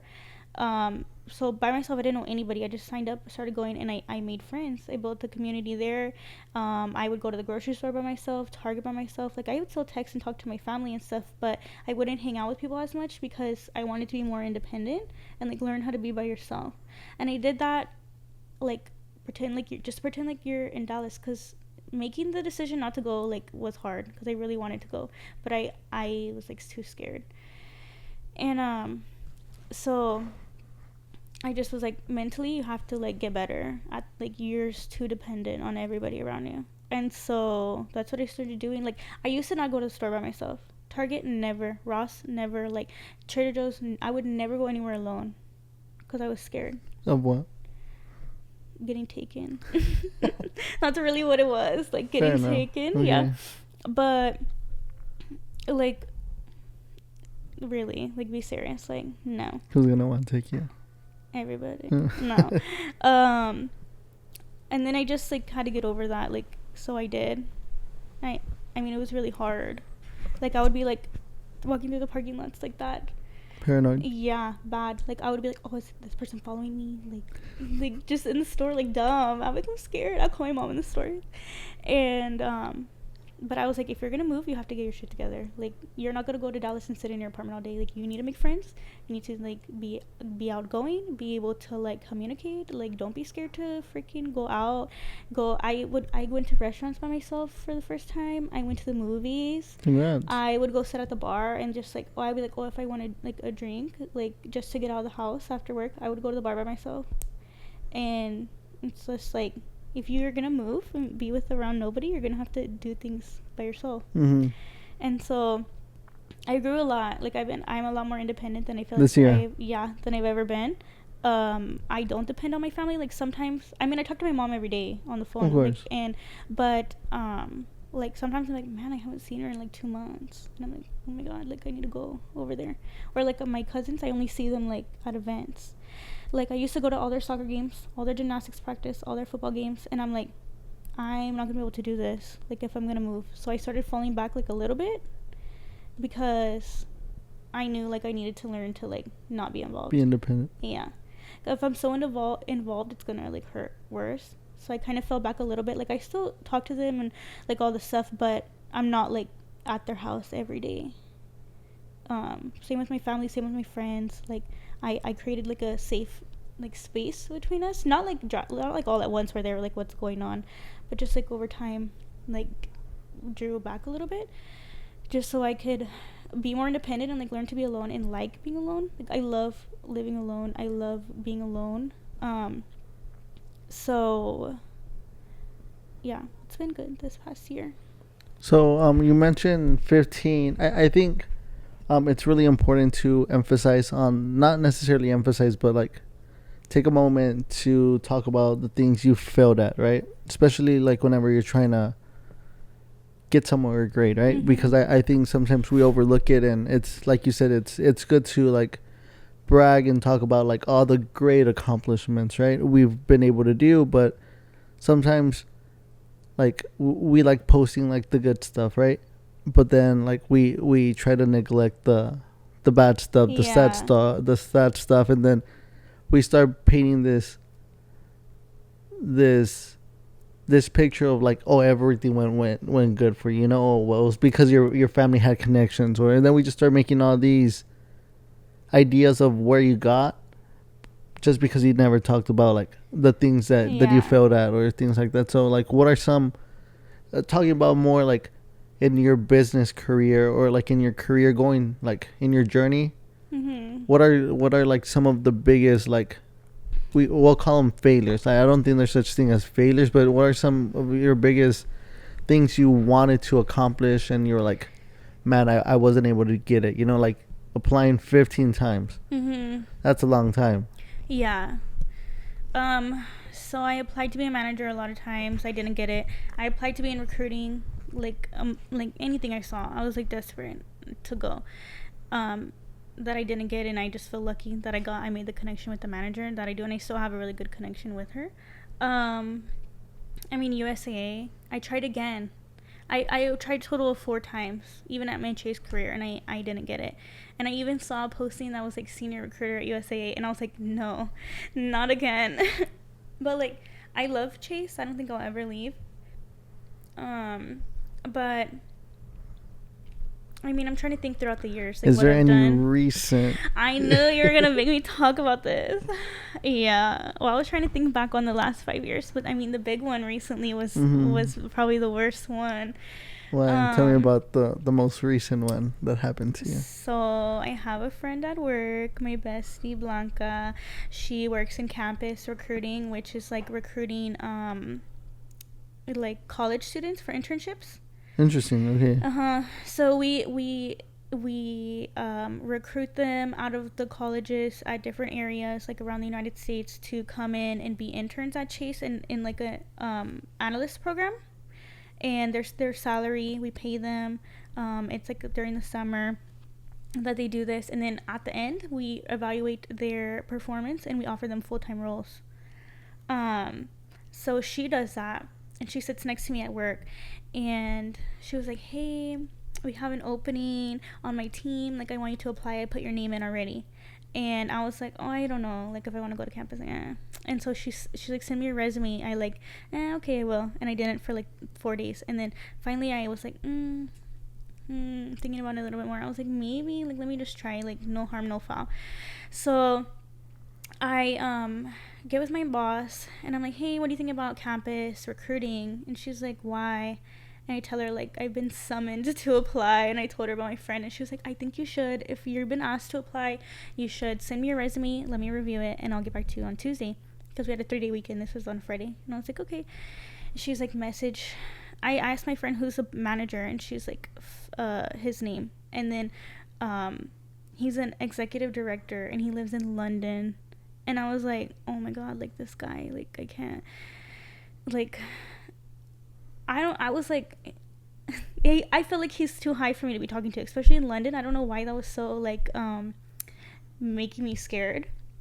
But I just sent the email. Like, I don't care. I let those emails fly. Send it, close your eyes, leave. And But before we go any further, what was this job title? What was it? Where was it? And do you know how much, like, roughly around, like, when you were gonna start? Not yet. So I sent him an email because my friend Blanca works here. Oh, she didn't tell you where it was gonna be located at? No, I thought it was in San Antonio because Okay. she works in San Antonio. Okay. And I was like, oh, I'll just stay here and like work. We'll just be on the same team. It'll be so fun because she's my friend, and we'll be like in my head, I'm like, I don't care about the work. I want to be with my friend. And so I sent the email to Phil. Oh, not his name. I sent the email to the manager, and then I was like, I'm really interested. Here are some things that I've done within the business, and I host a lot of events and stuff for the business and within the community through Chase. So I sent him my LinkedIn. I sent him events I've done, things I've done, where I stand, like, and I said I'm gonna follow up with my resume next week. And he was like, great, like, let's chat. And he set up an hour to talk, and we talked. I sent him my resume, and we kind of just chatted through like my resume and all this stuff. And he was like, I really like you, I'm really interested in what you do. And he's like, but you're in San Antonio? And I was like, yeah. And he was like, this position's for the New York market, right? And I was like, yeah, because I knew my Blanca covers the New York market, and she lives here, so she just goes in the summer.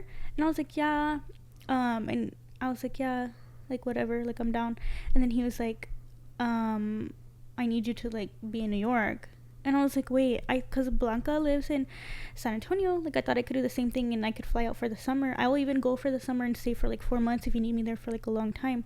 And he's like, no, like, I really need someone in New York City, like, on the ground running this like campus department. Yeah, campus business, because it's in Chicago, New York, Delaware, and Dallas.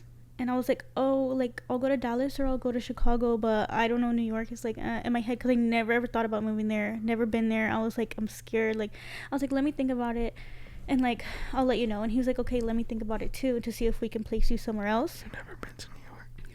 No. Really? Mm-mm. Shit. Okay. And so I'm like, okay, like, let me think about it. And then he's like, well, let me think about what I can do for you, and any reload that, because Chase, if they hire you in a different city, they'll pay for you to move. So he was like, let me have a think about it, and your reload and everything. I'm like, okay. So I'm like, what the just happened to me? Like, after I got off that call, I felt like my brain was like, pff. And I'm like, in what aspect? Like, New York, I can't, like, New York, I'm not moving to New York. I'm like, what? Like, I can't do, like, the job, I could do any job. That's how I feel. Like, I'll learn, I don't care.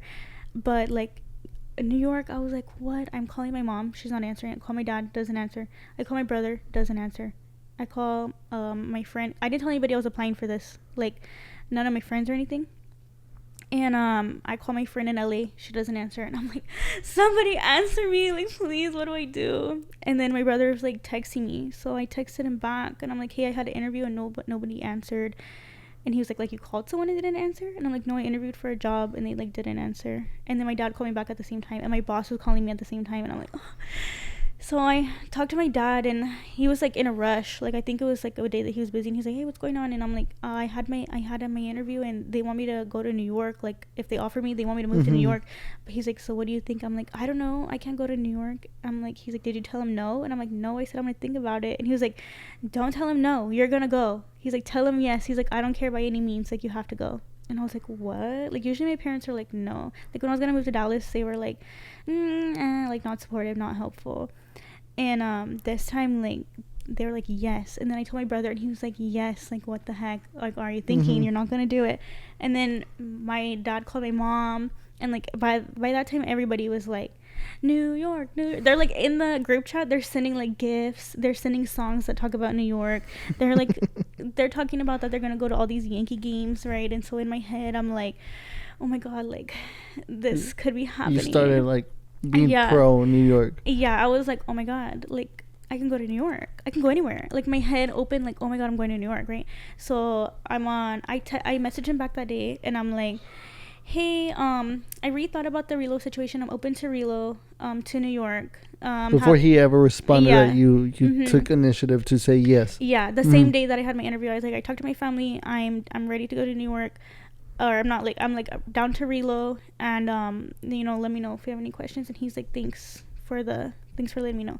And then the next day, he gets on Zoom with my boss, and I didn't even know. and he asked her like all about me, and my boss like just talked me up like real good. And he was really interested in me. And then I went through 5 rounds after that of interviews with different managers, stakeholders. I went through with some like VPs I met with, like 5 rounds of interviews over like 2 weeks. It was very intensive. And then I was like, oh, I have it in the bag. Like, I was in there. Like, I knew. All my interviews went so smoothly. They were all like, we're so interested in you. Like, I knew. I thought I had it in the bag. And like this whole past 2 weeks, I've been looking up like New York apartments, like where to live, like because I would have to move fast, like probably within a month. And so I'm looking at places. I'm like looking on Pinterest, like New York outfits, like TikTok day in my life in New York. Like, I was in there, like I was ready. In my head, I was gone. I was already gone. Like, you were in New York already. Yeah, like everything was gone, and had my new life in New York. Like, I was already, here I was like gone. And then I didn't get it. The other girl got it. It was against me and another girl that already lived there and already worked in the business, not as a recruiter, but she worked like she was like an assistant to them. And so they offered it to her, and I left work and I cried like in the way home. I cried like the whole night. I did not talk to my mom. I just said, like, I put in the group chat I didn't get the job, and then they were like calling and stuff, and I was not answering. And like my brother was like, they're worried about you, like, what are you doing? And I'm like, okay. I'm like, I'm fine. I don't want to talk about it. And I came home and I like went to sleep, and then the next day I worked from home, and then it was the weekend. It was like a Thursday. And so I just like didn't think about it. I'm like, whatever. And on a Monday I knew that they were gonna want to talk to me, and I was like, oh, like, then I was like, I'm not good enough, like, for like, what do you want from me? Like, I gave you my all. Like, I was ready like to abandon my whole life and come. And then so I just took the weekend, and I was kind of over it already by Monday. But he was like, I'm so impressed with you, and like I really want you on my team, and it really just didn't work out maybe for this role, but like I want you like on my team. Like, if I have a position, I'm gonna call you. And I'm like, okay, like, thank you. You know, I just asked for feedback, whatever. And I was like, well, time to just go back to my job. I like just got promoted, and I was like, well, time to just go back to my new job. And then he went going on my paternity leave the next day after I talked to him. So I haven't talked to him since, but there might be some things cooking. But just like you said, just like, I mean, you have experience in his shoes.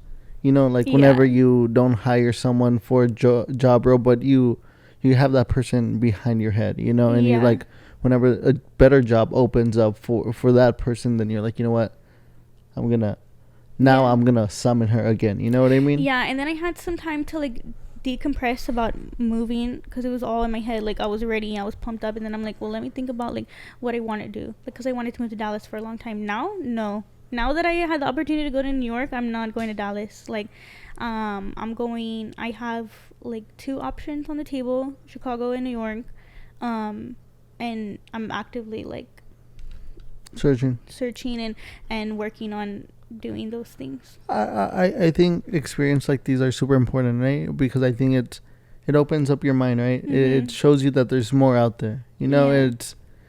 It's really true. Like, sometimes we're so, like, again, going back to the situation with my sister, sometimes we're so used to the same options, but the moment we start hanging around with people who are better than us, or people who are really actively working to improving themselves, you're like, whoa. Like, that's why when I was talking to you, like, it was like super impressive, you know what I mean? Because I'm like, I'm way older than you. Yeah. And I'm like, you're doing amazing things, you know what I mean? And then again, going back to like when we first started, when I found out that you just had your associates, that impressed me even more, just for the simple fact from the things that you were telling me, you know. Now you're getting paid salary. There's people who graduated with their 4-year degree not getting paid salary, they're getting paid hourly. Yeah. People, and you have your associates, right? Mm-hmm. Getting paid salary, a good chunk, you know, not like the best, but for associate's degree, you're getting paid good. Mm-hmm. And then if you were going to get promoted to this job, it was going to be high 2-digit figures, close to 3-digit figures on an associate's degree, you know? Yeah, like 6-figure role. Yeah. So that's what I'm saying. Like, this is really amazing, and I'm like, my gosh, like this is super super impressive. Again, you're super young with an associate's degree. Mm-hmm. I emphasize associates because, like, it's a big accomplishment. Like, it's just showing that we could do so much. You know what I mean? With whatever we have, if we start making the right connections, the right moves, if we start putting ourselves in spots, positions where might seem kind of uncomfortable, but you at least try it, you start seeing what true potential you could really, like, you know what I mean? Sometimes we could say, oh, well, I don't have a degree, or like, I don't have a good enough degree. But no, like, if you actively search to put yourself in positions, you start making connections, start like really like digging into those things, like possibilities are out there everywhere you go. All you do have to do is start searching for them, you know what I mean? And that's why I said, like, I was really impressed, because I'm like it just motivated me to work a lot harder, you know what I mean? I'm like, this is impressive, you know? And then, like, it really like made me happy, like hearing like your journey, you know, like even though it was devastating, like hearing like the bad news and things like that, but I wasn't that sad for you, because it wasn't a no. It was a not right now. Yeah. It wasn't a no, like, no, like, you suck, like, don't even think about it. No, there was just it's not the right time, but the time will come, but it's just not right now. You know what I mean? So that's why I was like still super happy for you, because like, even though like you said, like, it expanded your mind, you know, like before it was like just Dallas, and like it was just Dallas, and maybe Chicago was like the furthest, but then once you found out New York, it was just, I was like, I'm gonna move to Dallas, and then I'm gonna get married, and then we'll go to Chicago, or we'll move away, and I won't be alone. But I was like, I'm just gonna move to New York City by myself. Like, that's crazy. I'm like, I can do whatever. Like, I don't really, like, I was always like, I'll move away, like, when I have a husband, like, support. And now I'm like, no, they're like gonna hold me back, like, I'm going alone, like, I'm not bringing anybody. But yeah, I'm like, I think that learning to be told no is like not a rejection, but like a redirection has been like a lot for me. Like, no for this role, but there's gonna be yes for something else. Because like, no for that team leader role, but you're gonna be a recruiter, and like, I'm so much happier in HR now. And like, I had this thing in my head for like a long time. It was like a quote that I always had in my head, and I was like, don't disqualify yourself, let them disqualify you.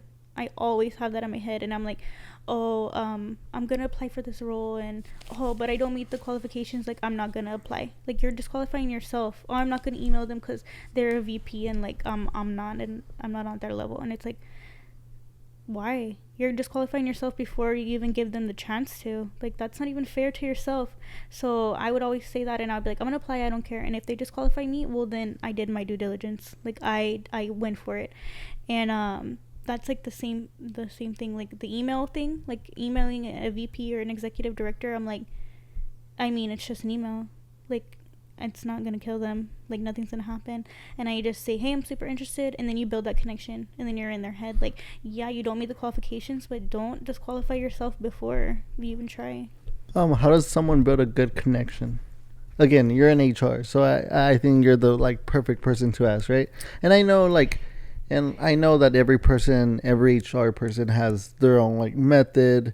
Every person has their own like attitude, you know what I mean? Some people don't even care about their job, so it's about emotion.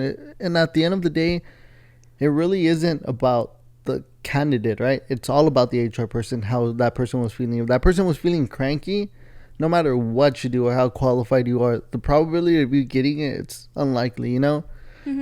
Because she just wasn't feeling it, you know what I mean? She could have been having a great day, and you just so happened to step there. And even though you're not qualified, and you just rubbed it the right way, and you know, like, she just gave you the job, you know. Before you, like, what are some qualities you look for? What are some questions, you know, that you see pop up, that you interview other people, or like, what do you look for? What's some good techniques, advice you would give someone that's applying for a job as an HR person? I'm like, don't be afraid to reach out. Reach out how? Like, email, I say email because it's like corporate, but like I have my phone number on there. People text me, like my work phone, which I feel like in this new day and age is like good for the younger people, because even sometimes I'm like, I don't want to call, I don't want to talk on the phone. True. So I'll be like, hey, this is Kylee from JP Morgan Recruiting. I have a question, blah blah blah, and I just ask them. I text, and then they text back, and I'm like, this is good. But I would say don't be afraid to reach out. Like, say that you're interested, send your resume. Like, put yourself out there, because if we have a candidate pool of like 80 people, and we're just going through the resumes. Like, if you email, well, then we know that you emailed, and like you're interested in like a little snippet about them, and then there I already have them in my mind. And then like my whole thing is like building a human connection in like a corporate world is like hard, because everyone is so like cold and like all about the business and like straightforward. But it's like at the end of the day, like we're all humans, and this is work, this is not our life. So I'm like, hey, how are you? Like when I get on Zoom, I'm like, how's your day? Or I'm like, I know that you do, like, instead of being like, so tell me about, or I say, instead of being like walk me through your resume, I'm like, so tell me about your day and like what it looks like day to day in your role, or any additional things that you take on, like things like that, like to make the more human connection, like make a conversation. I don't want to interrogate them, and then you can bounce off of that like for questions. It makes people less nervous, and like makes them feel like more personal to like open up to you, and especially in person. I mean, you see how I look at my events. Like, we had the Christmas party, I wore like a Grinch sweater and like leather pants and like boots, like I had on white boots and like this Christmas headband and like red lipstick. Like, I was super extra. But then people like they want to talk to you, or like they notice you, and then you're like, hey, how are you? And then when you're nice and you're extra, then it makes people like come to you. So that's what I do. And then I'm like, hey, how are you, blah blah, and then you get to talking. Oh, do you have LinkedIn? Yeah, they get the LinkedIn, and then all of a sudden, like, boom, I'm connected with them. The next week, like, I have something for them, or I have something in a couple months. Like, we just like keep up with each other, keep that connection. LinkedIn is a good way to do that.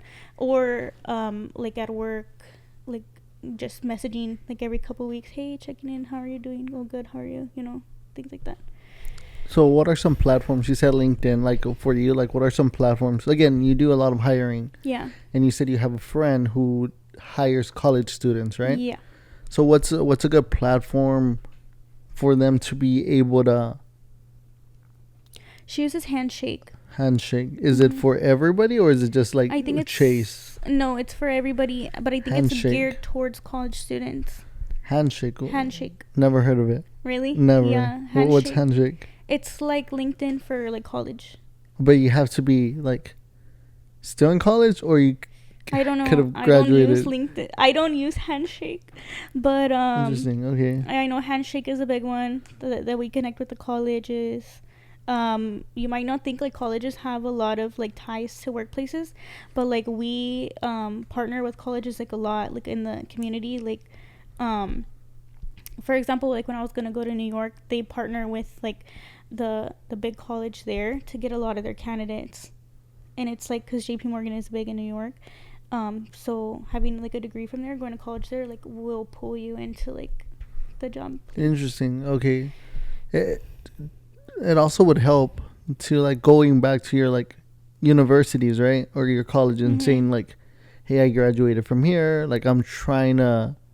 Yeah, or you can look on like their job boards and stuff. Like they partner, like we have career fairs where you go to colleges, like go see what day that is, where you can talk to somebody that works at Chase or anything, like just building those connections. I have a lot of random people message me on LinkedIn like, hey, I want to come to Chase, like anything. Just like reaching out, like doing as much as you can. Chase is hard to get into.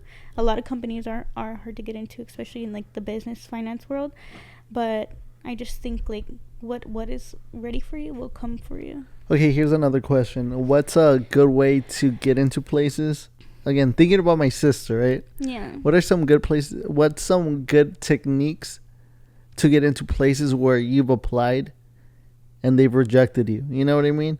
But again, you also have to think there's a lot of candidates. You know what I mean? Like sometimes your resume didn't go through. There's just so many things that it's not just you. but other things could play factor into it.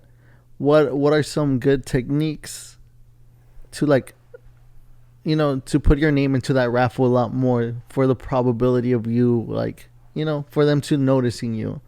So like, let's say I'm trying to play at Chase, right? Mm-hmm. I'm applying.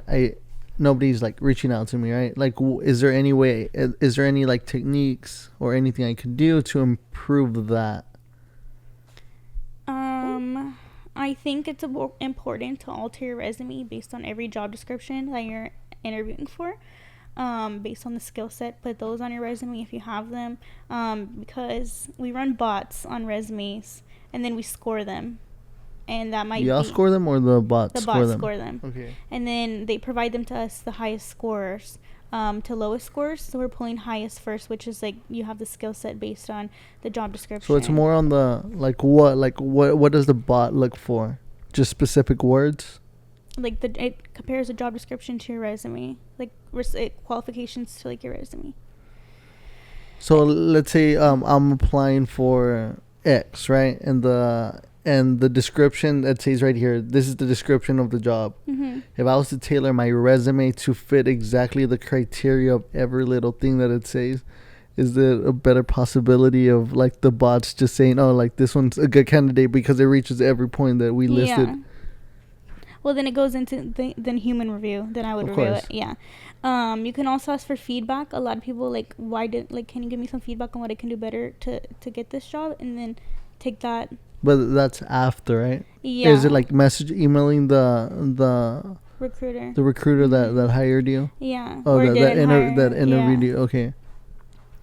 And I mean, just like keep trying. Candidate pools are high. Jobs are hard to get right now. The job market is low, and like everybody wants a new job and get paid the most, and it's not available. So I just think it might not be anything. It's just not right at this time. The right thing will come at the right time and for the right reasons. True. And again, I think this is like, just to almost finish, it's super important. How does someone build a good connection with other people? Let's say you're super shy. Mm-hmm. Right? What's the best way to build common interests? Give me an example. I'm trying to think of one I did recently. How does someone build that human connection? Especially when, like, with a stranger. It's just like, hey, how are you? How was your weekend? And like, oh, my weekend was good. Like, I played tennis. Like, oh my God, I love to play tennis. Like, I play sometimes on the weekend. Are you in a league? Oh, yeah, people love talking about themselves, so ask them more about themselves. Or like, I mean, you can really relate to anything that people say, like, oh, what did you do this weekend? Oh, I went to dinner with my family. Oh, where did you go? Is it good? Like, I've never been there. Oh, did you like it? Like, would you recommend it? What did you get? Like, just making that like human connection rather than like more business like we got some new people on our team at work, and I have to build like this PowerPoint deck with this girl. I have to partner with her, and she's new on our team, and I've talked to her like twice. But before I got on a call with her, and I could have been like, hey, how are you? All right, let's go ahead and get started. But I was like, how are you feeling, like, being on the new team? Do you feel supported? Like, is there anything that we can do to help support you better? Do you have any questions about your line of business, your new line of business that you're working? Like, and being able to like laugh and build that connection, and then be like, okay, like, let's get into work or get into something more serious. Like, just like things like that. Like, oh, I mean, you can relate to anything. People that go bowling, oh, just be interested in what they're talking about, I think that's what it is like building the human connection, and then you can build the corporate connection. Because I always say people don't care what you know until they know that you care about them. So okay. You can know everything, but if you're a jerk and you keep pretending like you don't care, then they're gonna write you off, and then that doesn't work for either one. I need your connection and you need my connection. So, be interesting. Okay. Be interested in what people have to say. So, to finish it off, what's a goal, like a current goal you want to accomplish? Mm-hmm. And like, what's your biggest goal you would like to accomplish? Mm. And within that, like Like in like my who would my you like career? to connect with? Yeah, career wise. Like what's Um, your like your current goal? Like maybe like a couple months, year goal you want to accomplish, and then what's your ultimate goal? And like, is there like certain like people you would like to connect with that you think would help you get closer to these goals? yeah. So right now, my current goal is to move to another Okay. city with my current career and work. Um, to move to like another city, like Chicago or New York or something like that. And then like my long term goal, like 5 years, or Just your ultimate goal. to make like money, like greater than 6 figures. Yeah. Yeah, well, like 6 figure, like 100 plus, like, yeah. And then just keep climbing the ladder. I feel like I'm really happy where how it's going, and like how I'm perceived in the corporate world. And I think I have good like connections and a good reputation, and I would like to just keep that going. And then get me my bachelor's degree, get my master's degree. True. And HR. Yeah. And then people that I can connect with better would be probably like VPs that sit at my site. Like, for example, there's recruiting VPs that sit at our site that I like don't ever talk to. So Why not? they're in their offices, they close the door, like, so and I'm working, so I just don't make time to go see them. But recently I've been like hi, and they like come in, and I just chit chat with them for a little bit. But building that connection and like having that support is helpful. And then of course, like, as you go higher, like of course New York and Chicago has more like executives and like high ranking people. I think to just take that time out to say hi. Like, you don't ever know who you're saying hi to. Like, you're getting coffee, hey, like, how are you? Good. And then you're like, oh, I just talked to like an executive. Like, I went to a networking event where I was like talking to this guy. I was like, he's older, and I was like, hey, how are you? Like, just super casual. And then he was yapping his ear out. I was yapping. he yapped back. And I found out that he was MD, which is like a doctor. yeah, no. He's a director or something. I can't remember what it is, but it's high. It's really high. High up there. And I was like, oh my god, like, I was super like I didn't have like my professional work vibe going on. I mean, we're at a work event, so of course, but I was just like, hey, how are you? Like, oh, just being friendly. Yeah, like, just, and then I see him at work, and I'm like, you don't say hi to him no I more? do. Okay. Yeah, I do. But I'm like, oh my god, like, it's like I met you in a casual environment. So yeah, you just never know who you're talking to. So I think just being friendly and hey, hi, more chatty. Chatty vibes. Once you get over your shy, it's so good. Huh? That's it. Any good advice for HR candidates, people who are gonna for the next interview? And that's how we'll finish it off. Good advices. Only good advice. Use the STAR method when you answer your questions. What's that? Situation, task, action you took, and the resolution of the problem. Give us an example, because I have no idea what you just said. Tell me about a time when you had conflict at the workplace. So what was the situation that you had? I had conflict at the workplace with this person because of this, and this. And then the task that you had to do, I knew to resolve this conflict, I would have to do this, and this. And the action that you took in order, this is what I did to resolve it. I communicated with this person about how I felt, and then I understood how they felt. We talked about blah, blah, blah. And then the resolution was like, we were able to mend that coworker relationship and had no tension in the workplace, and, built like good work morale. So you tell the full story of the situation, so the people that are asking you can get the full like experience of your answer. So you said it was the STAR method? Mm-hmm. Say what again? Situation, task, action, resolution. Okay. You should answer all your questions like that. STAR method. Yep. Okay. Is it good to do a follow-up, even if they won't follow up with you? Yeah. Yeah? Mm-hmm. Doesn't hurt? But give them time. Okay. Like, Mm-hmm. how much is good time? Well, I think after you interview with someone, you should say thank you for interviewing with me. It was so great to meet with you.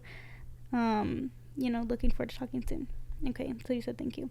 Give them like a week. And then be like, hey, just following up. Do you have a estimated time frame for when I'm supposed to hear back? And then just go for that. Okay.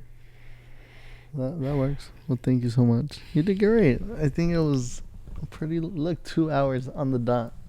Slay. I love to talk, so anytime. I think you gave great advices. Thank you. So thank you. You did good.